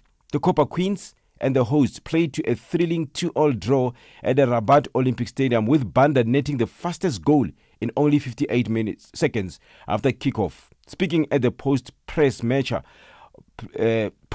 presser, Banda says she did expect a tough clash against Morocco, but she's happy with the team's dominance despite settling for a draw. Tough game that we had against Morocco, but I think I'm proud of the team. We tried to contain them despite giving them a goal in the last minute. I think as a team we need to focus. The team is heading toward the end, and we are getting back to our drawing board and see where we had mistakes and hoping the next game. Springbok women's coach Sveiz de Bruin has lamented the lack of clarity when it comes to the law, especially at the breakdown. He was reacting after his team's 50-20 loss to number 2 ranked Canada at Loftus Versfeld at the weekend as they ramp up preparations for the World Cup. As I just said now, the breakdown was the biggest problem. And we had Alain Remar there with us a couple of sessions to help us with the breakdown. And we spoke about and he showed clips, so it's right and it's wrong. But it's that interpretation that we got to sort out now. You know, are they going to blow it in the World Cup like that? Then we got to think totally different. There's no way you can go to ground then. But then if I watch men's rugby, normal rugby, if the plane lifts and then goes down, it's fine. And now suddenly you get blown first, you know, for it. So it's tough. It's a thing we'll have to work out. De Bruyne believes that the gap is slowly narrowing compared to the last time they played Canada. Yeah, first in a test game not a test game, but in a game like this for us, the score is important, but it's not everything. It's combinations.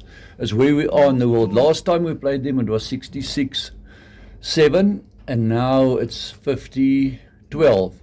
50-20. So the gap is closed. The gap is definitely closed, but we've got so much work left. And it's for all of us a reality check.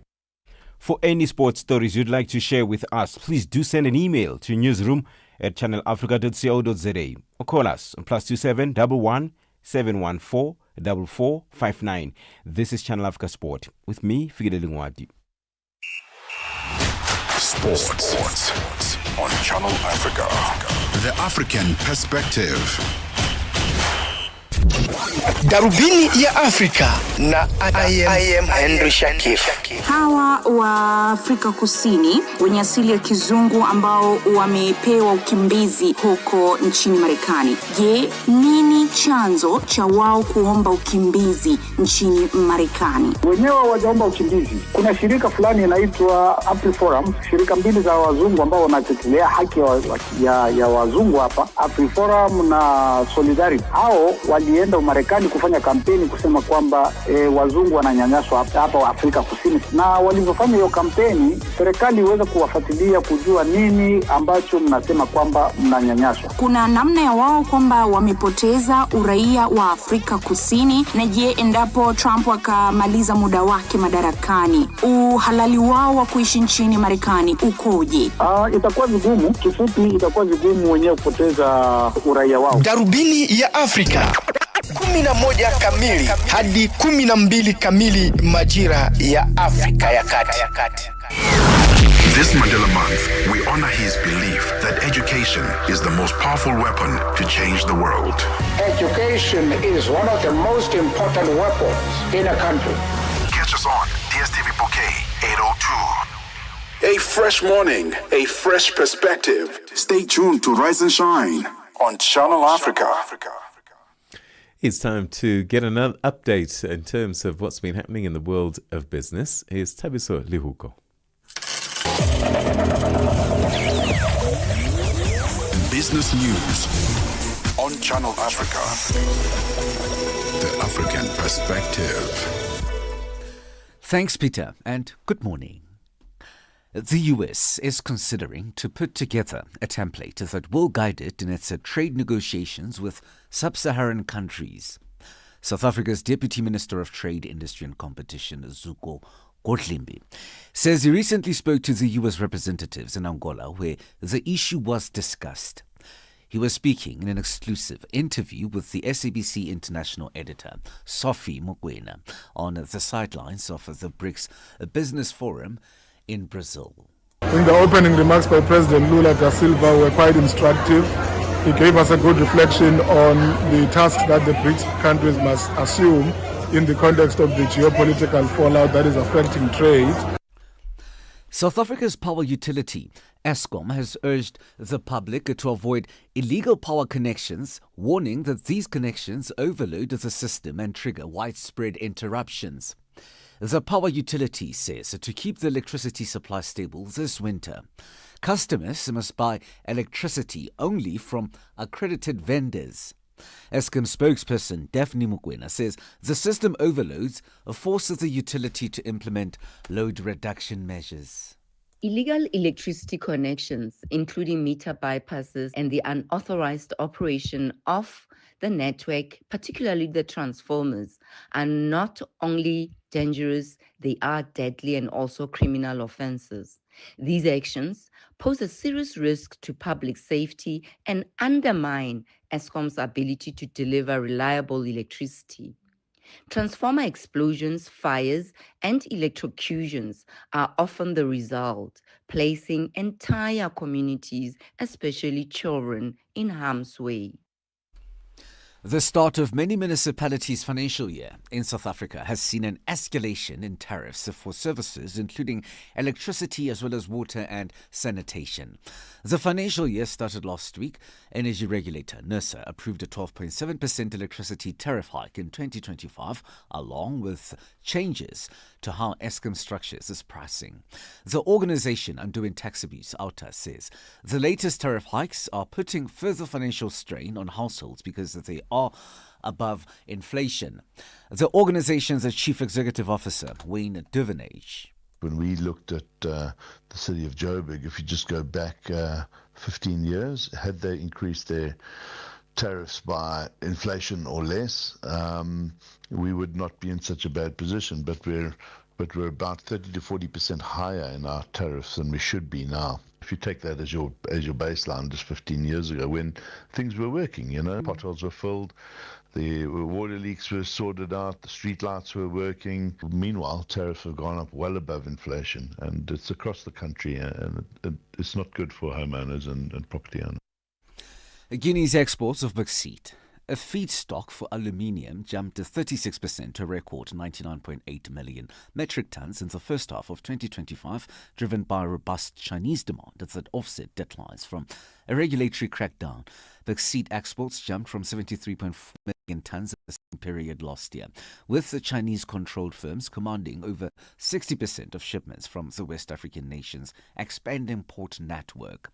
China accounts for about 60% of global production of aluminium used in transport, packaging and construction.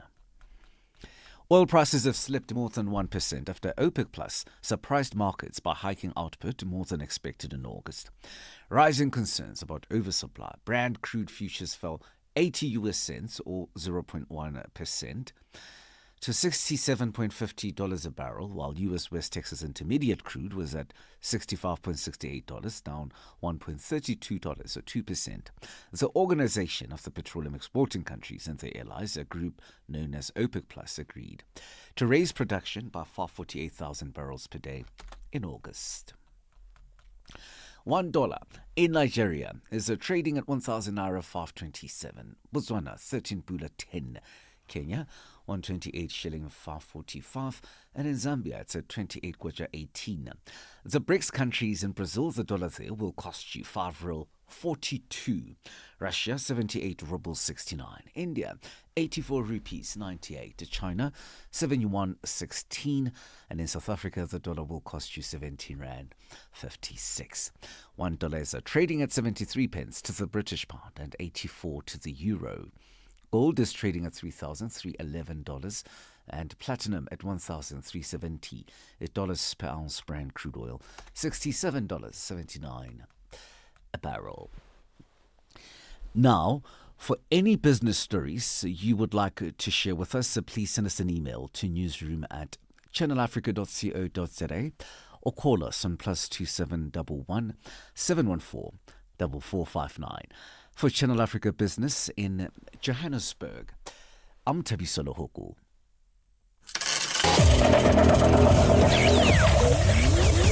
Business news on Channel Africa. The African perspective. From Cape to Cairo, Dakar to Dar es Salaam. Rise and shine with Peter Ndoro and Asanda Beda on Channel Africa. A 2-week seminar hosted by the Friedrich Naumann Foundation for Freedom concluded last Friday in Gummersbach in Germany. And this was focusing on the challenges of disinformation, misinformation in the digital age. Now, the seminar brought together media professionals and thought leaders from across the globe to explore liberal responses to pressing issues, including how the press can continue to hold power to account, ensure credible journalism, and safeguard media independence and promote freedom of expression. Discussions also address the growing threat of information weaponization and its impact on society. Channel Africa reporter Michael Mbewe was there and filed this report. The seminar offered a rich platform for knowledge exchange, cultural engagement, and the sharing of ideas among participants from around the world. Experts in the media field contributed insights from their diverse experiences, enriching discussions throughout the 2-week program. Key topics covered included the right to freedom of expression, the current media landscape, the weaponization of information, and liberal responses and strategies for mobilization. The event drew a wide range of participants, including media professionals responsible for news and opinion, liberal public representatives, media experts, and NGO activists committed to defend press freedom. Speaking to Channel Africa at the closing ceremony, South Africa's journalist and journalism scholar William Zezo said the seminar exposed the often overlooked challenges journalists face globally, highlighting the urgent need for solidarity and support within the profession. I think it was a safe space for different nations, journalists from different nations and communicators to come together and share perspectives from where we come from. And I think what I take away is sometimes we think that we're the only ones that go through a lot, that we're the only ones that have issues and we're the only ones that have political systems that are broken. But I think we all have similar issues that needs solutions, and perhaps solutions is a difficult word, but I think it really created a space for us to try and think about how can we collaboratively start to think into a direction where we can think together about how we could potentially try and change our societies. But I think most importantly for me, what came across is that we are in a time of crisis that needs courage and that needs journalists and communicators to come together, as well as civil society to try and be that difference. Fanta Konate, who is the CEO for Infinity Group, a communication agency in Mali, said the seminar was a good platform for learning and sharing experiences and hopes to implement the outcomes back home. This was my first trip in Germany, and it was really good to share experience with journalists and fact checkers from the world. And as a communication agency, I felt like we were between two different worlds, but we discussed a lot about freedom of press, of speech, and I've learned a lot from different countries, and also how freedom of press is in the heart of liberalism. We get to discover the German culture, their history, and also we talk to a lot of experts. I hope to implement all that I have learned here in my country. A diverse community from Africa, Asia, the Americas, and Europe was gathered together to tackle a common problem challenging the world of the media, freedom of press. Tama Mshivenirezi is a journalist from Georgia. Overall, for me, it was a really great networking opportunity because we all know geography, right? We can spot the countries on the map, and we know that some of the very important things are happening in those countries. Some very tragic things are happening sometimes. And how do we know about these things, right? I mean, we know it, we are informed and reported about these events via those international news agencies. And they have a very neutral, I would say, formal language. And you also perceive the stories, sometimes very heartbreaking, very important stories, in a very neutral way in those 3 or 4 sentences that it is reported. She says the intense seminar was impactful and valuable.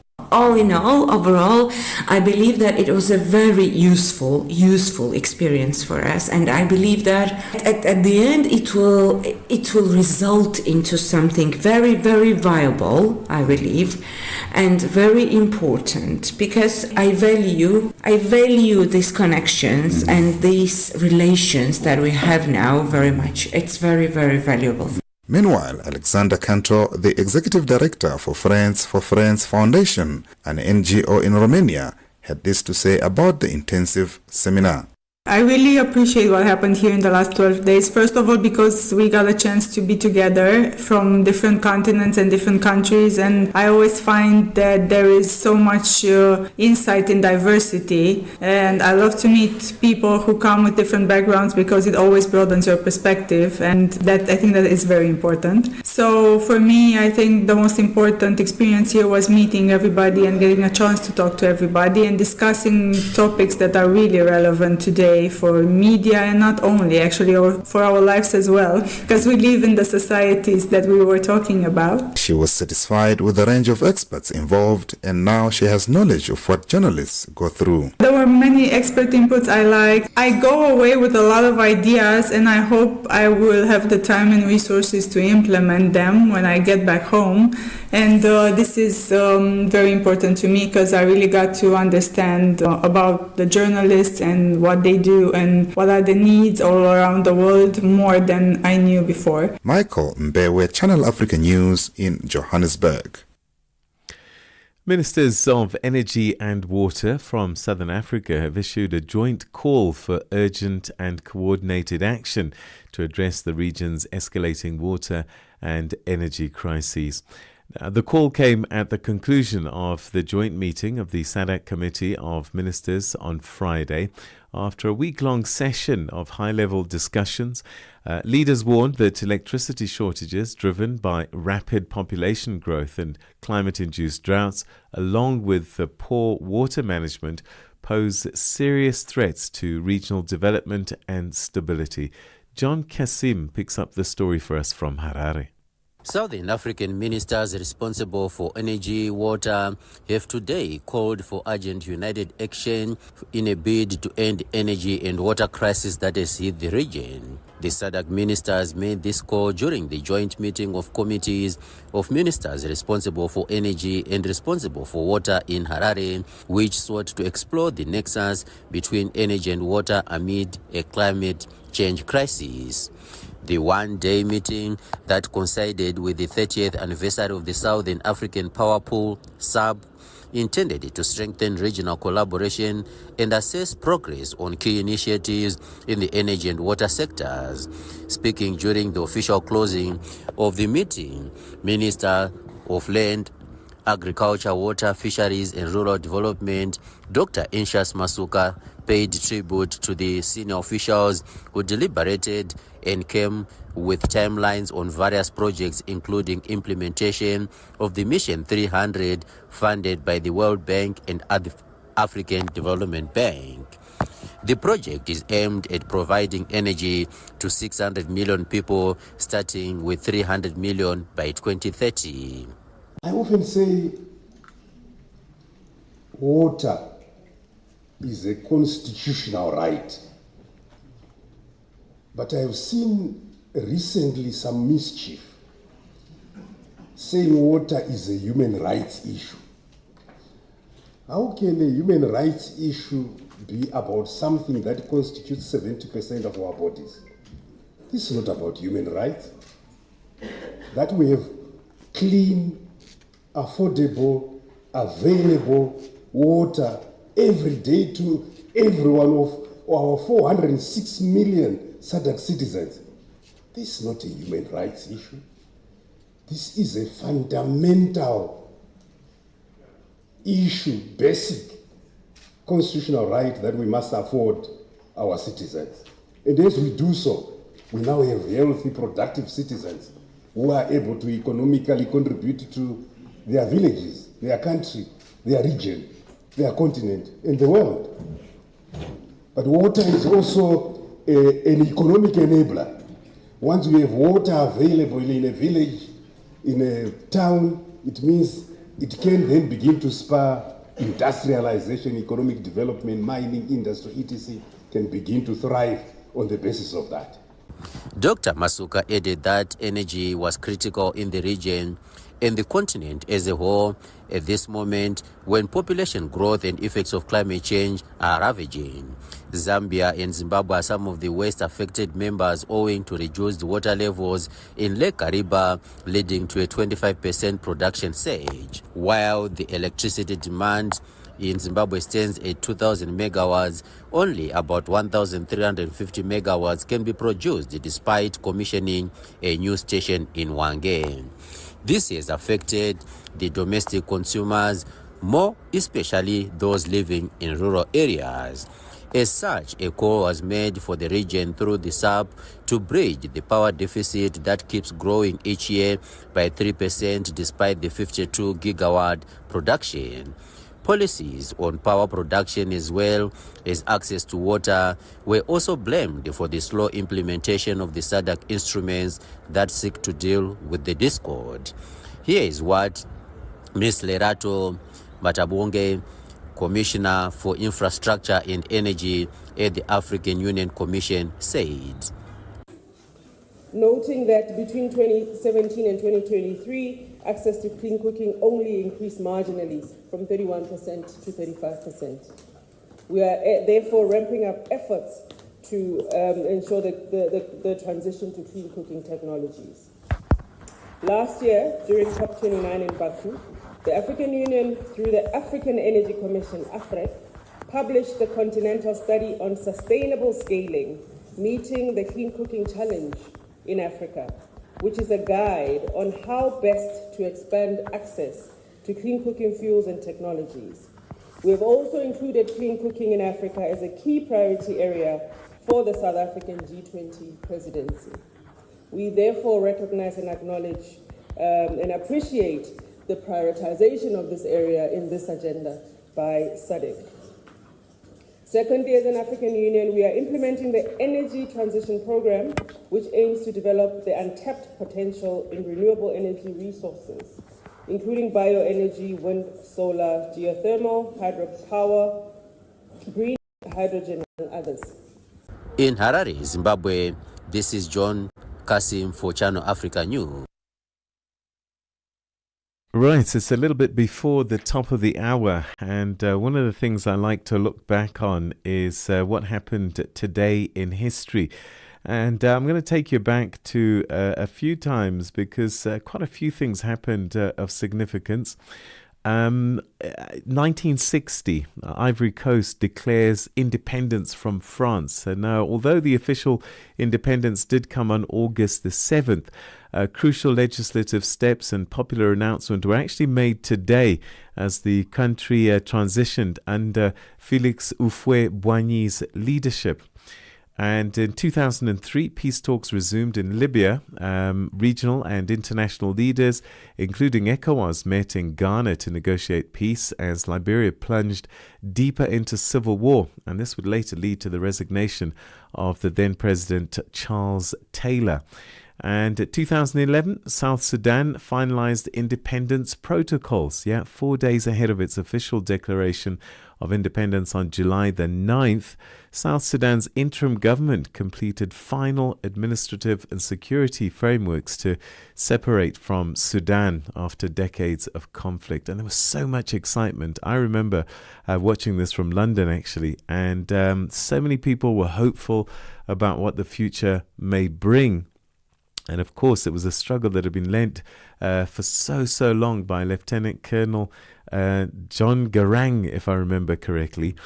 So, and it's been a sad story ever since. Instead of fulfilling the promise, it really has been a very difficult story to tell.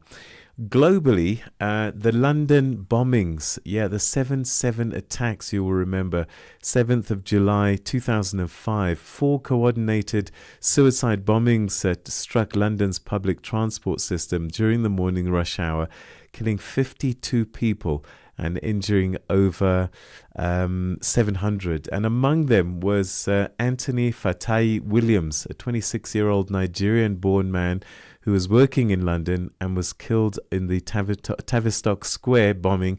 His mother, Dr. Abdion Fatai Williams, later became a prominent voice for peace and interfaith unity in the aftermath of these attacks. So, important events that took place on this day in history.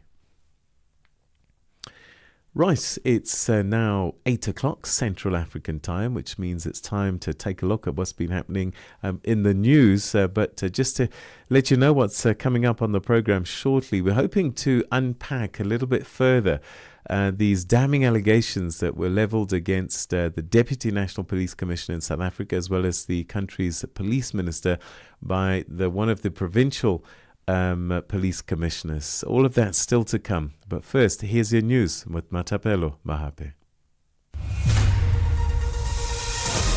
SABC News. The African Perspective. Thank you, Peter, and good morning. South Africa's President Cyril Ramaphosa says the explosive expose made by KwaZulu-Natal Provincial Commissioner Lieutenant General Nhlanhla Mkhwanazi is of grave national security concern. He said it's receiving its highest priority attention. Presidential spokesperson Vincent Magwenya. This is a matter of grave national security concern that is receiving the highest priority attention. It is vital that the integrity of the country's security services is safeguarded and that the rule of law is affirmed. President Ramaphosa calls on all parties to this matter to exercise discipline and restraint. The trading of accusations and counter-accusations threatens to undermine public confidence and sow confusion. Furthermore, these actions are damaging to the unity and focus of the police. And South Africa's Democratic Alliance Party says while the media briefing about the KwaZulu-Natal Police Commissioner Nhlanhla Mkhwanazi was not expected, it's not surprised by the damning allegations leveled against the police minister and some senior police officials. Mkhwanazi accused Police Minister Senzo Mchunu of having ties with people linked to criminal activities. He has also accused some senior police officials of being involved in corruption. DA spokesperson on police, Ian Cameron. Over the past year, we've asked and questioned so many cases of significant corruption, significant transgressions, criminal activity, strange appointments, promotions that simply do not make sense of people that are certainly not beyond reproach, and we never get a substantial answer. So it has become very frustrating, and therefore, even though yesterday was a shocking moment because of the way that it was done, to be honest, not very surprised by the allegations, but for now, that is what they remain, allegations. We need to see what the criminal investigation process brings up next. And civic organization Operation Dudula in South Africa has defended its mobilization against foreign nationals accessing health facilities in the country. The organization's president, Zandile Dabula, says it is a result of unsuccessful attempts to engage government on how the influx of undocumented migrants is straining the country's resources. She also says that they have uncovered criminal activity related to medication that public hospitals dispense to foreign nationals. This has a bad impact on us as citizens of this country because we are the taxpayers, and these non-South Africans, most of them are illegal and they don't pay tax. So they are using our facilities. Nobody is saying anything about it. If you suspect that there is a criminal activity happening there, then you need to act as a citizen. So what we have been doing is that we have been visiting these clinics because what we know is that they are undocumented, collect medication from different healthcare facilities, and they go and sell them in their countries of birth. We have seen that in the past month, there was a bus going to Zimbabwe that had medication. They're taking advantage because they know that the system is not talking to each other. Meanwhile, rights groups African Diaspora Network has condemned campaigns targeting undocumented foreign nationals seeking healthcare services at public facilities in South Africa.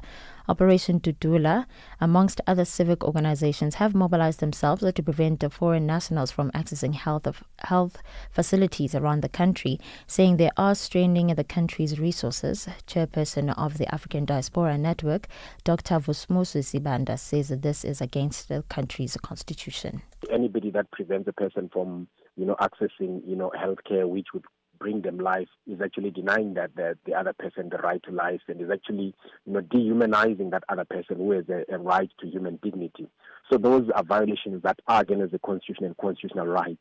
And as a result, that is why we are saying that, Operation Dudula, whatever it is that they're doing, is against the spirit of the Constitution, the spirit of, humanity, Ubuntu, or humanness, as enshrined in the South African Constitution and other international documents. So we really condemn it and call upon the authorities to take action against it. And an Australian woman, Erin Patterson, has been convicted of murdering 3 elderly relatives of her estranged husband with poisonous mushrooms and attempting to murder a 4th. The 4th person, or the 4, were gathered at Patterson's home in Leongata, where she served them beef Wellingtons found to contain death cap mushrooms. The jury found Patterson guilty of all 4 charges despite her plea of not guilty. 10-week trial in Morwell attracted global interest, with local and international media attending the court hearing. The prosecution accused Patterson of employing 4 major deceptions to murder her guest, including fabricating a cancer diagnosis, lying about her illness, and attempting to destroy evidence. For any news stories you'd like to share with us, please send an email to newsroom@channelafrica.co.za or call us on +2711 714 4459. For Channel Africa News, I am Matabala Mahape. SABC News. The African Perspective. In our sports headline, David Bedingham praises Vian Mulder's composure against Zimbabwe. And Nigeria's Super Falcons begin their WAFCON bid with a routine win over Tunisia. I'll be back with these and other stories at the bottom of the hour. Wake up, Africa. Peter Ndoro and Asanda Beda are here to help you rise and shine. Weekdays, 6 till 9 a.m. Central African Time. Only on Channel Africa. Now, for the next half hour, we take a look at a story that really has rocked South Africans to the core in many respects, given the seniority of the people that are facing the allegations made by a senior police official in South Africa, who says he claims that high-level interference in criminal investigations is being taking place. Lieutenant General Nhlanhla Mkhwanazi, the Provincial Police Commissioner of KwaZulu-Natal province on the east coast of South Africa, that he says that powerful crime syndicates have infiltrated the country's criminal justice system, has implicated the National Police Minister in efforts to derail investigations into political killings and organized crime. The accusations include claims that a specialized task team investigating political violence was disbanded under the instruction of the minister. Dries Liebenberg has more.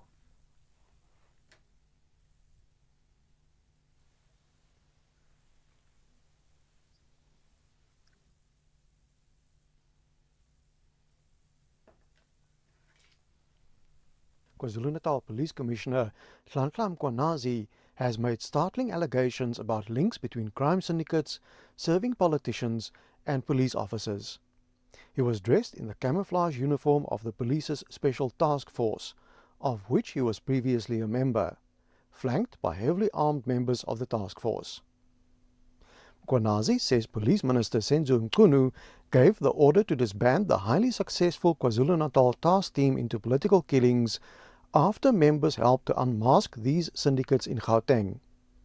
Mkhwanazi says he is ready to take these criminal networks head on.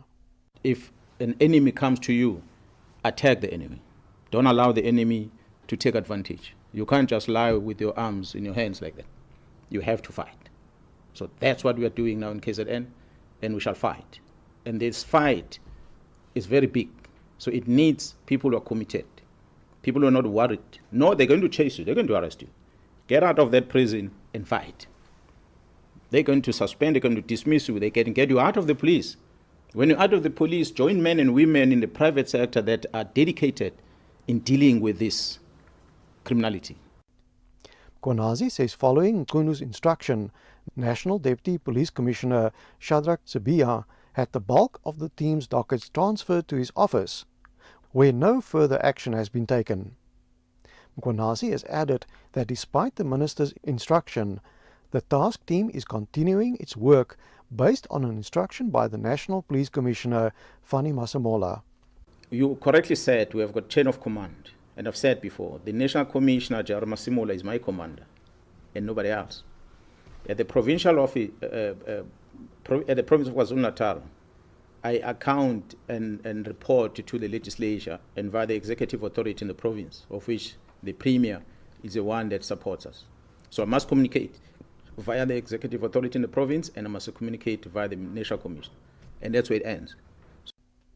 During the media briefing, Mkwanazi made public WhatsApp conversations from seized cell phones that allegedly show a link between a member of a crime syndicate, Vusimuzi Kat Matlala, a businessman and associate of Mqunu, Brown Mogotsi, as well as the police minister himself. Matlala, who had a 360 million rand contract with the police, is facing 3 charges of attempted murder. Members of the KwaZulu-Natal task team helped the Gauteng Organised Crime Unit during a raid on Matlala's house last year.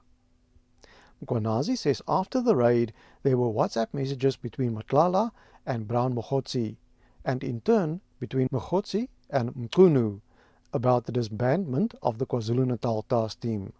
Further analysis of the chats indicates that Vusimuzi Kat Matlala is financially supporting the Minister of Police and Mr. Brown Mogotsi's political endeavors. This is supported by the evidence of conversation and the proof of payments of guests for January 8 traveling cost and the Ghana dinner in Cape Town, which was done in 2025. The proof of payment, we have it, as I said, we're going to share with you, where Mr. Matlala is sending this proof of payment to Mr. Brown Mogotsi. Mkwanazi says the syndicate is, among other things, involved in smuggling drugs into the country and then distributing it within South Africa and neighboring countries. And I can confirm before the South Africans today that the investigation which these members were involved with in Gauteng has unmasked the syndicate. And this syndicate involves, amongst others, politicians who are currently serving in Parliament. The law enforcement officers include the members of the South African Police Service, the Metro Police, and Correctional Services. They include prosecutors in Gauteng province, the judiciary, and all these are controlled by the drug cartel as well as business people in that province of Gauteng. Mkwanazi says they are discussing the evidence with prosecutors about possible charges of defeating the ends of justice. I am Dries Liebenberg in Durban. Well, let's continue to unpack this story as the fallout, as you can imagine, continues to follow these explosive allegations made by South Africa's KwaZulu-Natal Provincial Police Commissioner, Lieutenant General Nhlanhla Mkhwanazi. And to be clear, he's accused the National Police Commissioner, Senzo Mchunu, of interfering in investigations into political killings and organized crime and of disbanding a task team with probing such cases. Mkhunu has also denied these claims, whilst President Ramaphosa, well, he's called for calm and has promised to address the matter when he returns from his BRICS summit in Brazil. Well, to help us unpack these implications of these allegations and the broader context of violence and impunity in KwaZulu-Natal, we're now joined by long-time human rights activist and provincial violence monitor Mary de Haas. Mary, thanks very much indeed for joining us, and welcome to the program. Good morning, Peter and listeners, and thank you for inviting me. Your thoughts on the way that the KwaZulu-Natal Police Commissioner has handled this matter so far, and his explosive allegations that he made at his media press engagement? Okay, let me just put this in context. First of all, he's a provincial commissioner.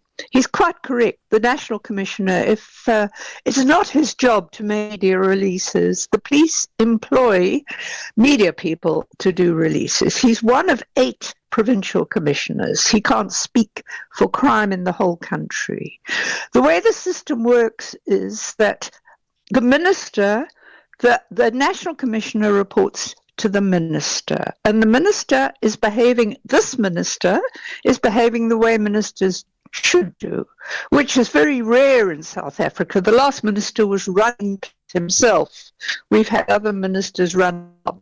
It's not the way policies work in democracies. The minister has behaved in a very proper manner, communicating through the national commissioner. Now, the context of this, and the point is that if Mkhwanane has problems and believes that there's a criminal action party, he makes sure the case is opened and investigated, right? But he has a problem with the minister. He must go to the Parliamentary Oversight Committee because that's the one he must give his evidence to Parliament, not to the media. Okay, so he's completely out of order. He's not supposed to be doing this as a provincial commissioner. He's been building up an image of himself which is actually very distorted, because I work with people who tell me about the crime in their areas as well as long-serving police members. Okay, now the disbandment of this task team. This task team was set up in 2018 after a commission under an advocate called Morani. I provided the database because I have been recording political linked killings. We don't know if the motive's political until the case goes to court, because a lot of these politicians have taxi interests, business interests, etc., or personal, lovers' relationships like everybody else. Okay, now I have a database. The Morani Commission worked on that. My feeling is they thought, well, there's a lot of information out there, we better go and investigate it ourselves and then cover for the politicians. I mean, that's my theory. Because I have now looked, a task team, I must also explain, I've worked with the police since 1990. After the ANC was unbanned and the police claimed that they wanted to change, which was not quite true, the apartheid police. Anyway, that's another issue. And that's where the syndicates start from. I must just stress this. The apartheid government ran drugs. It ran Mandrax. Mandrax was a chemical warfare program, a chemical warfare product of the apartheid government, which were running in townships in Cape Town and in Durban from the late 70s and 80s. So there's nothing new about our syndicates. They've carried on, and yes, police are involved. They've been involved all along. In fact, there's a convicted apartheid-era drug dealer policeman who's very close to politicians in this province. Right, that's the context. Now, the Killings Task Team has gone in and actually messed up cases involving the killings of politicians. There's a case in Parliament in court right now. It's involved an anti-corruption councillor called Sindisa Magaka in the Umzimkhulu Southern KZN area. Right. Investigations were made by a provincial team who arrested people, including prominent politicians, that everybody believes were involved in the killing of Magaka. In comes the political killings team and withdraws the charges. One of the hitmen who wanted to confess, he pulled the trigger, was initially encouraged to do so by the prosecutor, but prosecutions were taken over by a man King. Okay, Mkhwanazi is talking about prosecutors in KZN. Unfortunately, our prosecution service in KZN has been completely captured. They're good prosecutors, but they're in the background. The new prosecutor, who was, according to police sources, sent here before he got prosecuted himself in Gauteng, has messed up these cases. The modus operandi of the task team is to go in, take cases, mess them up, politicians don't get exposed. I can give you case after case of it. Okay, so... so that's the context. All right, so even before we look at the allegations specifically, from your understanding then, where are we in terms of trusting the police, and who should we trust? That's a really good question. We certainly can't trust the top management, because Yes, Masemola, good morning. you also need to understand that this task team, There's no a task team trust in the at all. police, historically, I've worked with them since the And I think 90s. that this is not the first time Duration. They're set up South for a Africans have lost specific trust. purpose. Mary, I'm going to just give you back to my producers because we've got cross lines. We've got somebody else coming through on this line, and we really need to hear what you have to say. We're speaking to Mary de Haas, a long-time human rights activist in KwaZulu-Natal province there, talking to us about the state of police, and she's back on the line now. So Mary, you're saying that it's very difficult to decide who we can trust in the police. Oh, absolutely. You need to understand that since Zuma became president, the police have gone steadily downhill and been captured like our other state institutions. And things got very bad under the last minister, who had been dismissed as commissioner on grounds of his dishonesty. He'd been dismissed, appointed as Minister of Police, and he was basically running the police himself and instructions to people like Mkhwanazi. He was operational. Parliament didn't interfere. Okay. So the police have been captured. Largely, promotions are largely nepotistic, but I deal with quite a lot of good police still. They've just got to keep their mouths shut, else they'll be maliciously dismissed, illegally dismissed, actually. Now, that's the state of policing, but it gets worse because the prosecution has been captured. Nationally, our prosecution services, and that's even worse, because prosecutors... When you say captured, are we saying that they deliberately mishandle cases, hide evidence? Yes.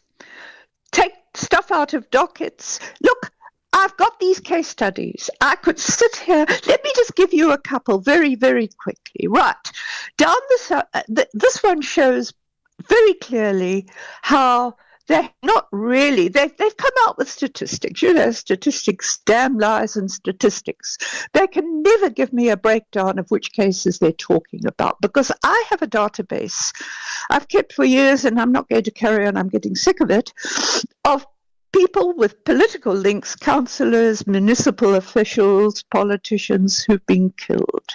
Now, I can tell you very few of them, those cases have been solved by the task team. In fact, the task team are taking, Mkhwanazi's actually contradicting himself, because he's talking about their investigation into syndicates in Gauteng. It's not their job. Okay, it's the job of the So, Mary, we've run out of time. Bottom line, can we trust Mkhwanazi's allegations? No. They're lies. Look, there are syndicates, but they're not just in Gauteng. They're here in our plush areas in Durban running drugs. And he's not... Okay.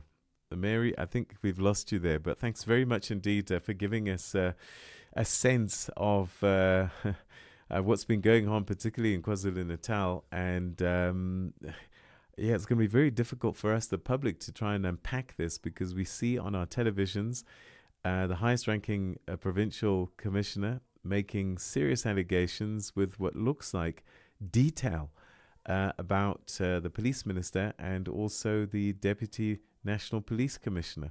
Now we're being told by Mary de Haas, who's been working with the police for some years now, saying trust no one.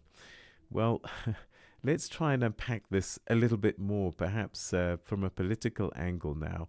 And we're now joined by Zakele Ndlovu, who's an independent political analyst and lecturer in political science at the University of KwaZulu-Natal. I'm not sure, Zakele, if you heard my conversation with Mary de Haas just now, but she's essentially saying that whilst Provincial Commissioner Mkhwanazi stood up and said, I will defend my province, I'll defend my country, she's saying that even he can't be trusted. What are your thoughts on what you heard yesterday?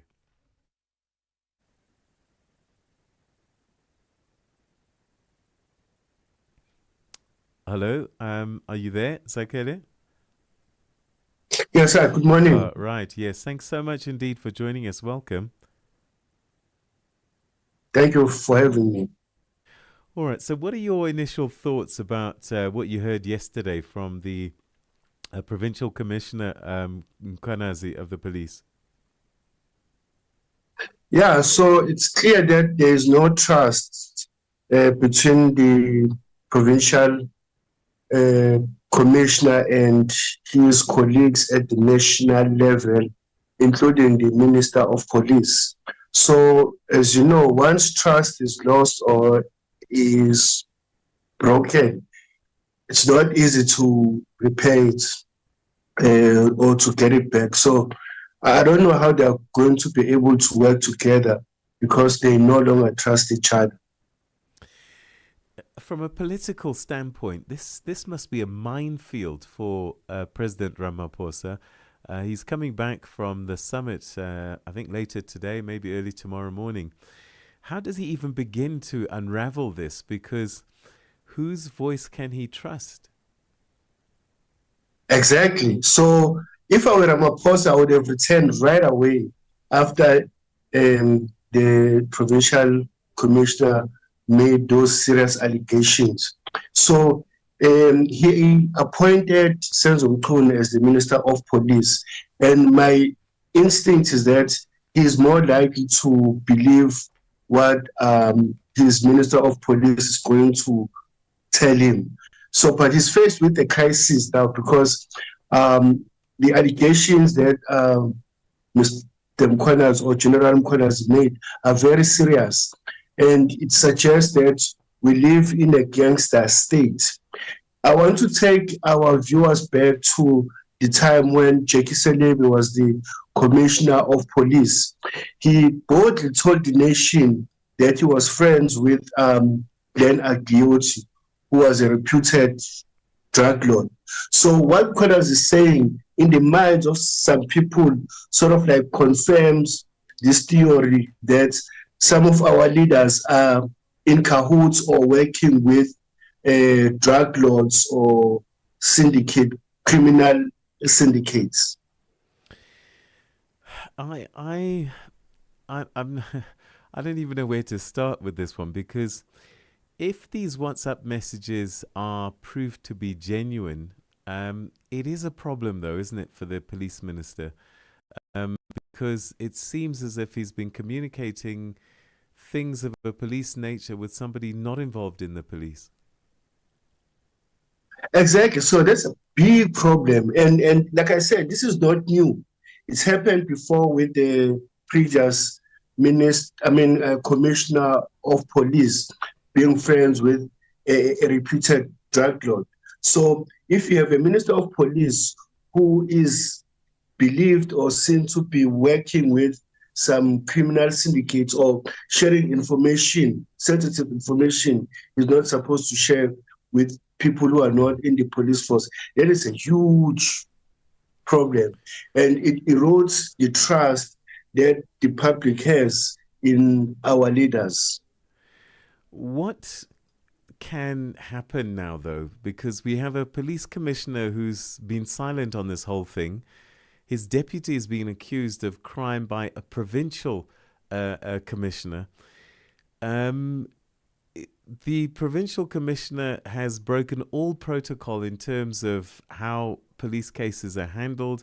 Instead of just opening a case, investigating, handing it over to the MPA for prosecution, he's gone to the press and he says, look, I'll give you evidence. Here are the WhatsApp messages. Here's this, here's that.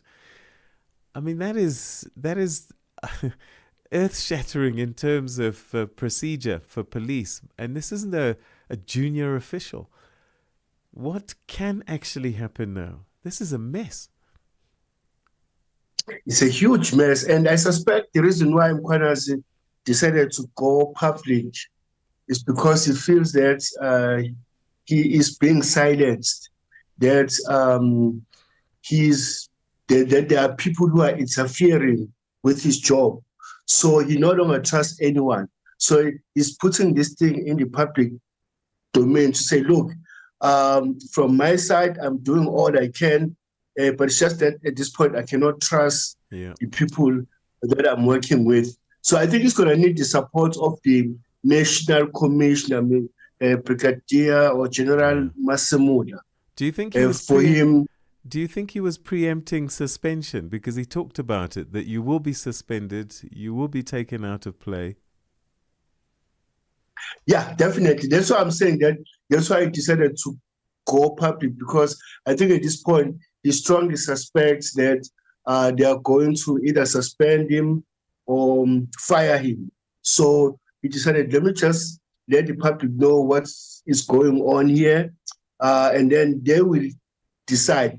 But I think one thing Mkhwanazi knows is that the public is on his side, because for the past year or so, some of the things that he has done or said, it has made the public feel that in him they have an ethical leader, they have someone they can trust. So he's leaving it to the public to make whatever judgment. But so if the government decides to fire him or suspend him, at least he knows that he's got the backing of the public. All right, we've run out of time, but very briefly, do you think that there are politics involved here beyond syndicates? Oh, yeah.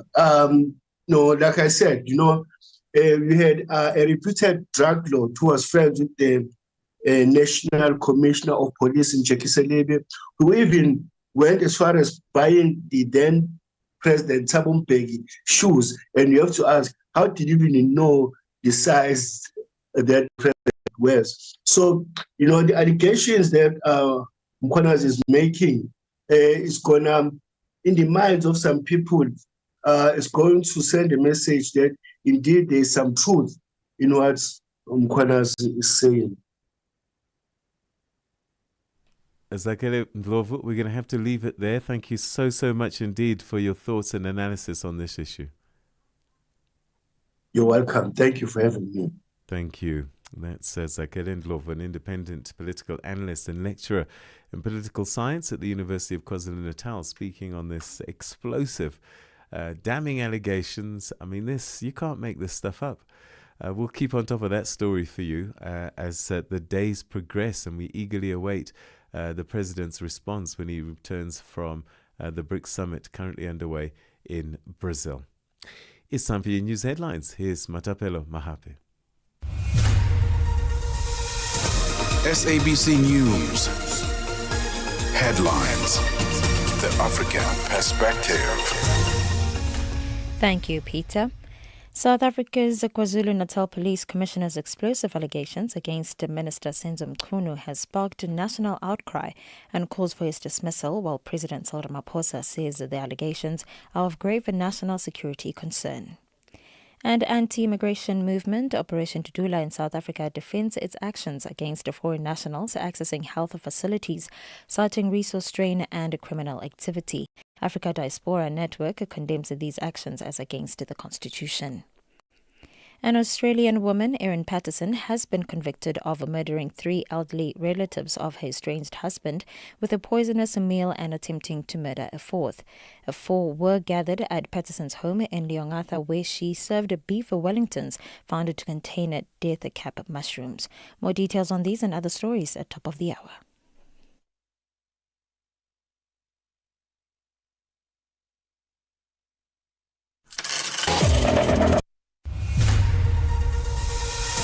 SABC News headlines. The African perspective. Right. New day, new stories. Start your morning right with Rise and Shine on Channel Africa. Time now for your sports, and at the sports desk this morning, Figile Lingwati. Sports on Channel Africa. The African perspective. And in this hour, we bet off with cricket news. Proteas batter David Bedingham scored 82 on first day of the second test against Zimbabwe, sharing a partnership of 184 with Vian Mulder. At 24 for 2 in the 14th over of South Africa's first innings on day 1 of the second test in Bulawayo on Sunday. When he joined Mulder, Bedingham knew the task was clear. The South African openers Tony Dizosi and debutant Lesego Snukwane had allowed the Zimbabwean new ball bowlers to gain the upper hand, and the task for the two most experienced batters in the top order was clear. Bedingham says his 82 was much needed. I feel it's always nice scoring runs. Obviously, I'd like to score hundreds, but I would have taken 81. I think, for the last 6 months, probably I haven't felt myself, so it was quite nice to get some runs and bat the way I know I can. Bedingham says Mulder knew that the task was clear and is focused when he is at the crease. Nothing funny. I think Vesi's quite a serious guy while he's out there. For Vesi to bat a whole day, what did he score? 260 odd. I know how hard he's worked for 5 years, and it's not just, let's say, the last three months. I think he's wanted it for so long. He's worked his arse off for 5 years. So I'm really, really happy and chuffed for Vesi. I think as a team, we all really like each other's success, but I think especially seeing Vesi do well, I think the team really likes it and appreciates it. Nigeria kicked off their quest for a record-extending 10th Women's Africa Cup of Nations title with a confident 3-0 victory over Tunisia in Casablanca. Former Barcelona forward Asisat Oshuala opened the scoring for the Super Falcons in the 4th minute. Rinsola Babajide, who previously featured for England at youth level before switching allegiance to Nigeria in 2023, doubled the lead in the first minute of the first half stoppage time. The winger fired clinically past Tunisia's goalkeeper Sulaima Jobrani, marking her first ever goal at a senior international tournament. Chinwendu Ihezuo got Nigeria's third at the Standard Labi Zauri with 6 minutes remaining after converting a cross from Ashley Plumtree. Nigeria will face Botswana on Thursday, with Tunisia seeking their first point against North African rivals Algeria earlier same day. Let's end with tennis news. Carlos Alcaraz again tested the nerves of his legions of fans on Sunday before dismissing Andrei Rublev to reach the Wimbledon quarterfinals and stay on track for a third straight title. The Spaniard lost the first set to the Russian 14th seed under the center court roof, but found his feet to win 6-7, 5-7 tie, 6-3, 6-4, 6-4, roared on by a partisan crowd. For any sports stories you'd like to share with us, please do send an email to newsroom@channelafrica.co.za or call us on +2711 714 4459. This is Channel Africa Sport with me, Figureli Ngwati. Sports on Channel Africa. The African perspective. Got something to say? Are you passionate about issues that matter? Do you have a voice that deserves to be heard? Well, we've got the perfect platform for you. Call in or drop us a WhatsApp on +27 63 406 9126, and we will call you back so you could have your say and be part of the conversation. 30 years of age. I just turned 30 on the 15th of November. So that's who I am, It's not just talk, it's your chance to air your views, share your opinion, engage with a community that values your perspective. Follow us on our social media. Visit our website at www.channelafrica.co.za and get ready to share your views on Channel Africa, the African perspective.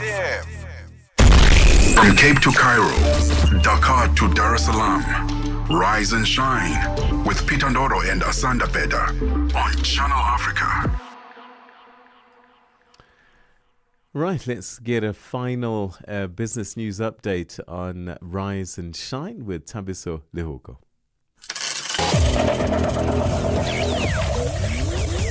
Business news on Channel Africa. The African perspective. Thanks to Peter, and good morning. The latest S&P Global Purchasing Managers Index suggests that Egypt's non-oil private sector experienced a further decline in business confidence in June, with the contractions in output and new orders accelerating. The headline PMI fell to 48.8 in June from 49.5 in May, marking the fourth consecutive month below the 50.0 threshold that separates growth from contraction. This decline was driven by weaker demand and a sharp reduction in purchasing activity, which saw its steepest drop in 11 months. Employment in the non-oil sector also decreased for the 5th month running, though the rate of job shedding was fractional. Firms expressed a limited optimism towards future output, with confidence slipping to record low.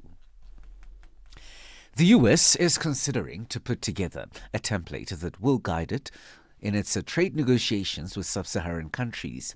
South Africa's Deputy Minister of Trade, Industry and Competition, Zuko Godlimbi, says he recently spoke to the US representatives in Angola where the issue was discussed. He was speaking in an exclusive interview with the SABC International editor, Sophie Mokoena, on the sidelines of the BRICS Business Forum in Brazil. I think the opening remarks by President Lula da Silva were quite instructive. He gave us a good reflection on the task that the BRICS countries must assume in the context of the geopolitical fallout that is affecting trade. South Africa's power utility, Eskom, has urged the public to avoid illegal power connections, warning that these connections overload the system and trigger widespread interruptions. The power utility says to keep electricity supply stable this winter, customers must buy electricity from accredited vendors.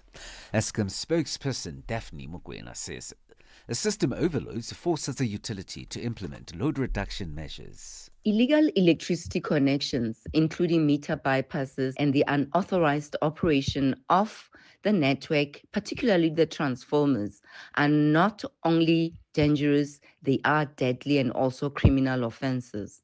These actions pose a serious risk to public safety and undermine Eskom's ability to deliver reliable electricity.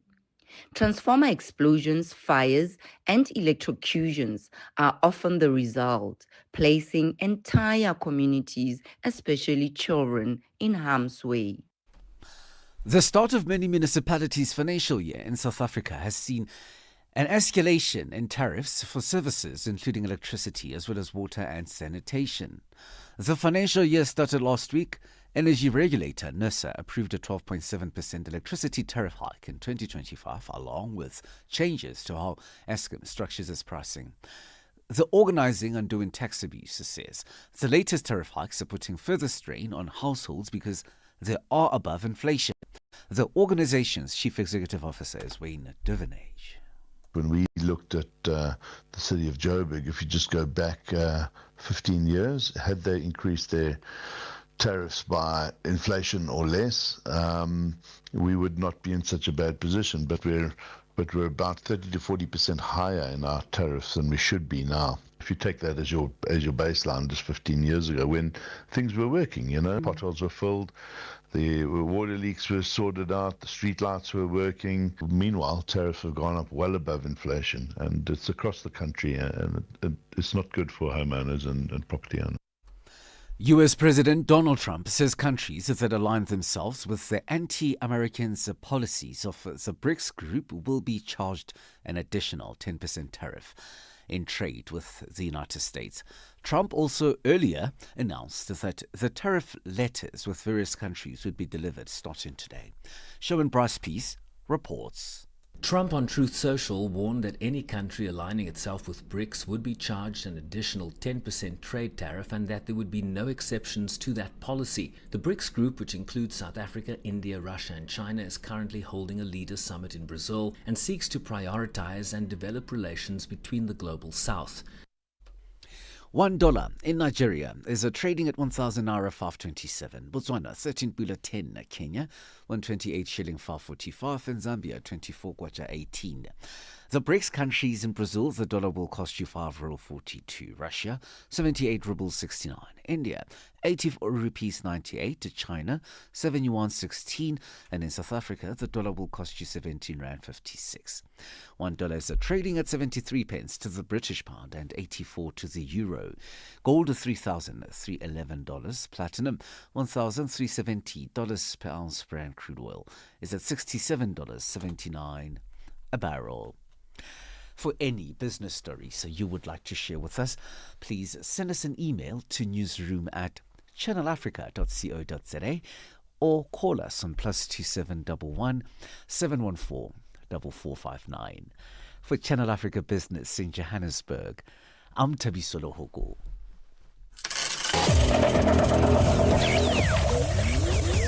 Business news on Channel Africa. The African perspective. A fresh morning, a fresh perspective. Stay tuned to Rise and Shine on Channel Africa. Botswana's state-owned veterinary research agency, the Botswana Vaccine Institute, is set to deliver the remaining 400,000 doses of foot and mouth disease vaccine to South Africa this month. The shipment is part of a 900,000 dose order, with 500,000 already dispatched. BVI CEO Andrew Madweswi says that Botswana is also offering technical support to South Africa's Department of Agriculture. Channel Africa's Shingirai Madondo has more. In considering the crucial role played by the livestock industry in the lives of many in South Africa and the rest of the African continent, Botswana Vaccine Institute, or BVI, has vowed to do everything in its power in assisting countries in the fight against the highly infectious foot and mouth disease, or FMD. Soon after receiving the first consignment of 500,000 of the 900,000 doses purchased at a cost of 72 million rands from Botswana a couple of weeks ago, South Africa immediately launched a nationwide vaccination drive in order to combat the outbreak. Although the highly contagious disease which affects cloven-hoofed animals is not usually fatal, FMD outbreaks resulting in the halting in operations, especially beef exports. It is against this backdrop that the Chief Executive Officer, or CEO at the BVI, Andrew Madeshi, has pledged to support neighboring countries by putting the Institute's expertise and resources at their disposal to safeguard the livestock industry. The Botswana Vaccine Institute is committed to assist our country, and not only that, we are also pledging that support to our neighboring countries in managing and eradicating FMD. We would like to reiterate that our expertise and resources are at the disposal of the region, including South Africa, to safeguard the livestock industry, which is crucial to the livelihood of many across the African continent. We are looking at supplying the second consignment of 400,000 doses by the end of this particular month of July. Late last month, Madeshi said an initial consignment of 500,000 doses was delivered to South Africa, a development that gave Africa's economic hub the stimulus to launch a vaccination drive. We have supplied 500,000 doses to South Africa in responding to the current FMD outbreaks that are taking place in the country. This was the first consignment.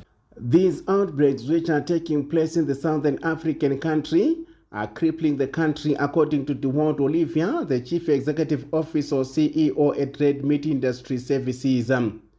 Olivia said many feedlots in South Africa are unable to send cattle to abattoirs for slaughter, with movement restrictions in place in FMD control zones. For several months now, South Africa has been battling FMD outbreaks, prompting key trading partners including Botswana, China, Namibia and Zimbabwe to suspend imports of meat and related animal products from the southern African country.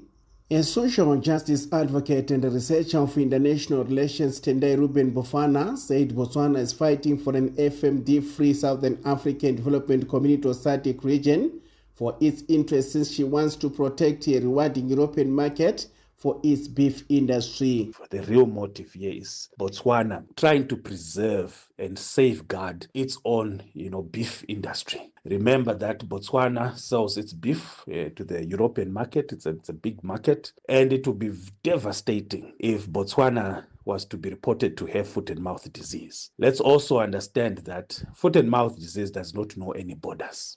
Cattle do not need visas and passports to cross borders. We know that even in Zimbabwe, there were reports that some cattle were straying into Botswana, and the Botswana authorities had to take some very drastic measures some 1 or 2 years back. This was also in order to preserve the cattle industry and the beef industry in Botswana, since at that time there had been reports of the foot and mouth disease and other cattle-related diseases in Zimbabwe. And this is exactly the same thing that is being done by Botswana now in relation to South Africa.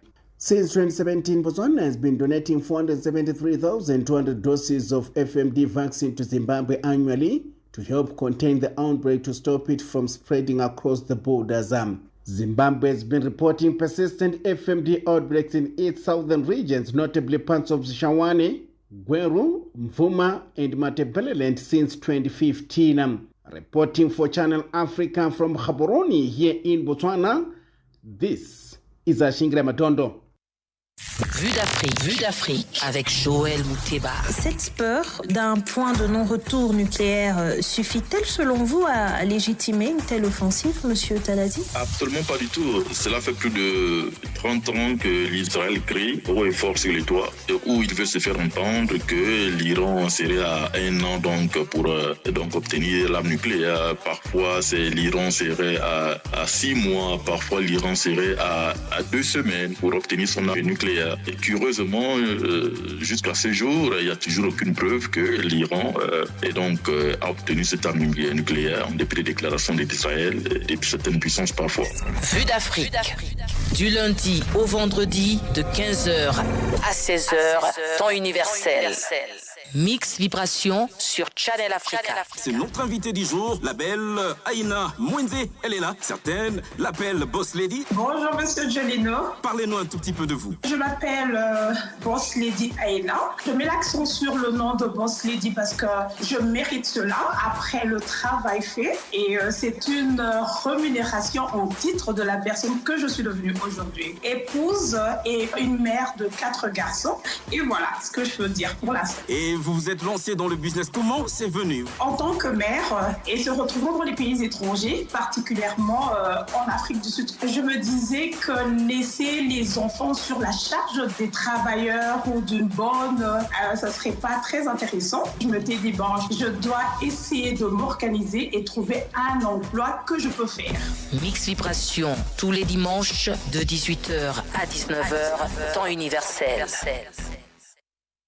Download the SABC app and take Channel Africa with you everywhere you go. Your morning companion with the stories that matter. This is Rise and Shine on Channel Africa. The 43rd Annual Southern African Transport Conference gets underway this morning at the CSIR International Convention Centre in Pretoria. The conference brings together transport professionals, policymakers, researchers, and industry leaders from across the region to tackle some of Southern Africa's most pressing mobility and infrastructure challenges, with issues ranging from underfunded public transport systems and aging infrastructure to the climate impact of mobility choices. And this year's gathering aims to shape sustainable, inclusive transport solutions. Well, to tell us a little bit more about this, we're now joined by Dr. Megan Brewer, who's a member of the SATC's organising committee. Thank you so much indeed for joining us, and welcome to the program, Dr. Brewer. Thank you. It's lovely to join you. Maybe for those who are unfamiliar with the event, what's the main purpose of the Southern African Transport Conference in your view? Well, it's an annual conference and it brings together a number of transportation professionals, people from academia, people from industry, from government, from a number of Southern African countries across the SADC region. And it's to share our latest ideas, ways of doing things, best practices, and really just to advance the transportation industry. Tell us a little bit more about this year's theme, focusing on maximizing the value of transport and infrastructure for economic growth. Yes, so the theme this year is mobility solutions to Southern African challenges. And I think it's a really important topic because transportation is really the system that opens opportunities for people in Southern Africa. There is no development if you can't get people to your developments and if you can't get the developments to the people. So it's a really important way to look at the challenges that we are facing, not challenges only in the mobility sector, but challenges throughout the Southern African region, to do with, housing, to do with job opportunities. And all of those are really unlocked by mobility solutions. And so it's really to workshop and look at what solutions we can use to make sure that we have got the absolute optimum system in place for our people in our countries. What are the major issues that are on the table? I mean, one of the things that always hits me, no matter which capital city I go to, is that most of them were built for capitals in the 1960s, the roads infrastructure, and not enough has changed quickly enough over time to keep pace with population growth.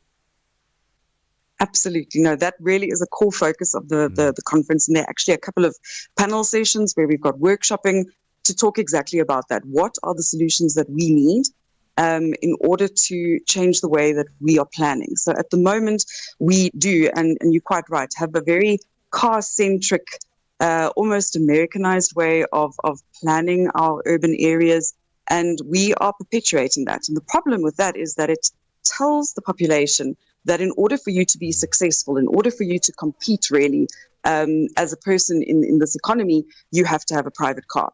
And so we are telling people that that is the importance. And unfortunately, that then creates a system where people want to and feel that they need to be driving private cars. And we need to get away from that. We have got to encourage a shift to public transport. We've got to improve our public transport systems. We need to integrate them so that people have got various options depending on where they live and where they need to get to, and make a system that is a seamless way of traveling.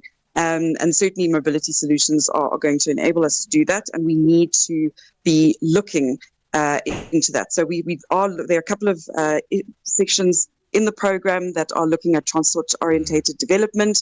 There are a couple of sessions that are looking at how we do planning and what should we be planning for. And so certainly we're going to be looking at that in this conference. How do you make sure that no country in the region is left behind? The countries are at different levels of development. I found out recently that most of the tarred roads on the continent are in South Africa. So if I'm hauling from South Africa all the way to Zambia, I'm struggling in between. Yes, well, there is there's actually a freight session, which is looking directly at freight movement, and that certainly looks throughout the region. There are people attending this conference from the majority of the SADC countries. We also have a wonderful program where we have a student essay competition, and I know that this year we've got some competition winners from Namibia who are joining us. There are lecturers from a number of different universities at the conference, which is excellent because it enables us to have wonderful collaboration and create new projects going forward where we work with each other.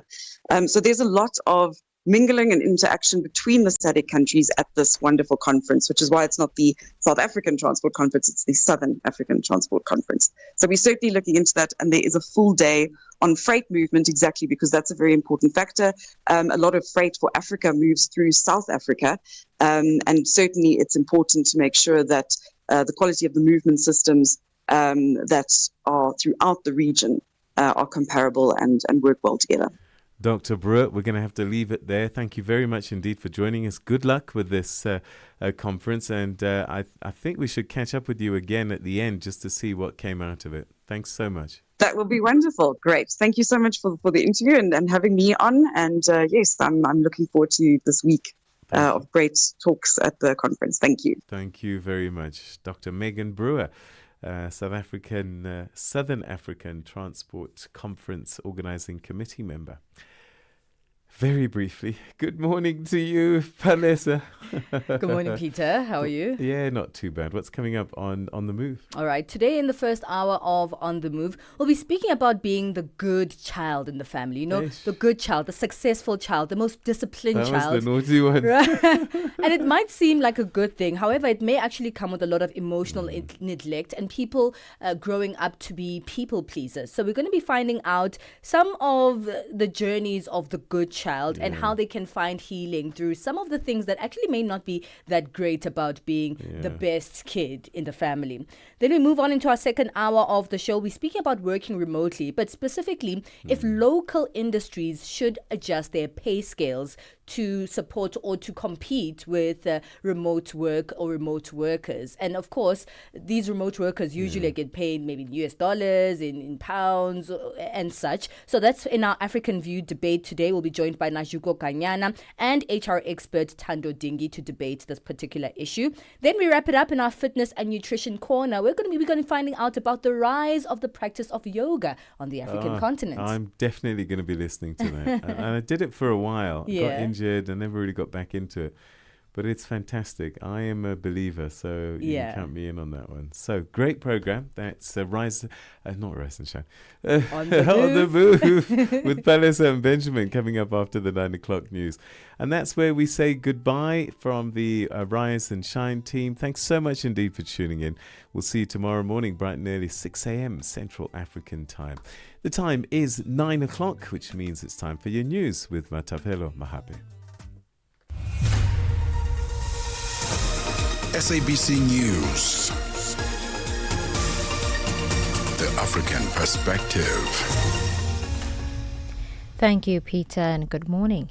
South Africa's President Cyril Ramaphosa says the explosive expose made by KwaZulu-Natal Provincial Commissioner Lieutenant General Nhlanhla Mkhwanazi is of grave national security concern. He said it's receiving his highest priority attention. Presidential spokesperson Vincent Magwenya. This is a matter of grave national security concern that is receiving the highest priority attention. It is vital that the integrity of the country's security services is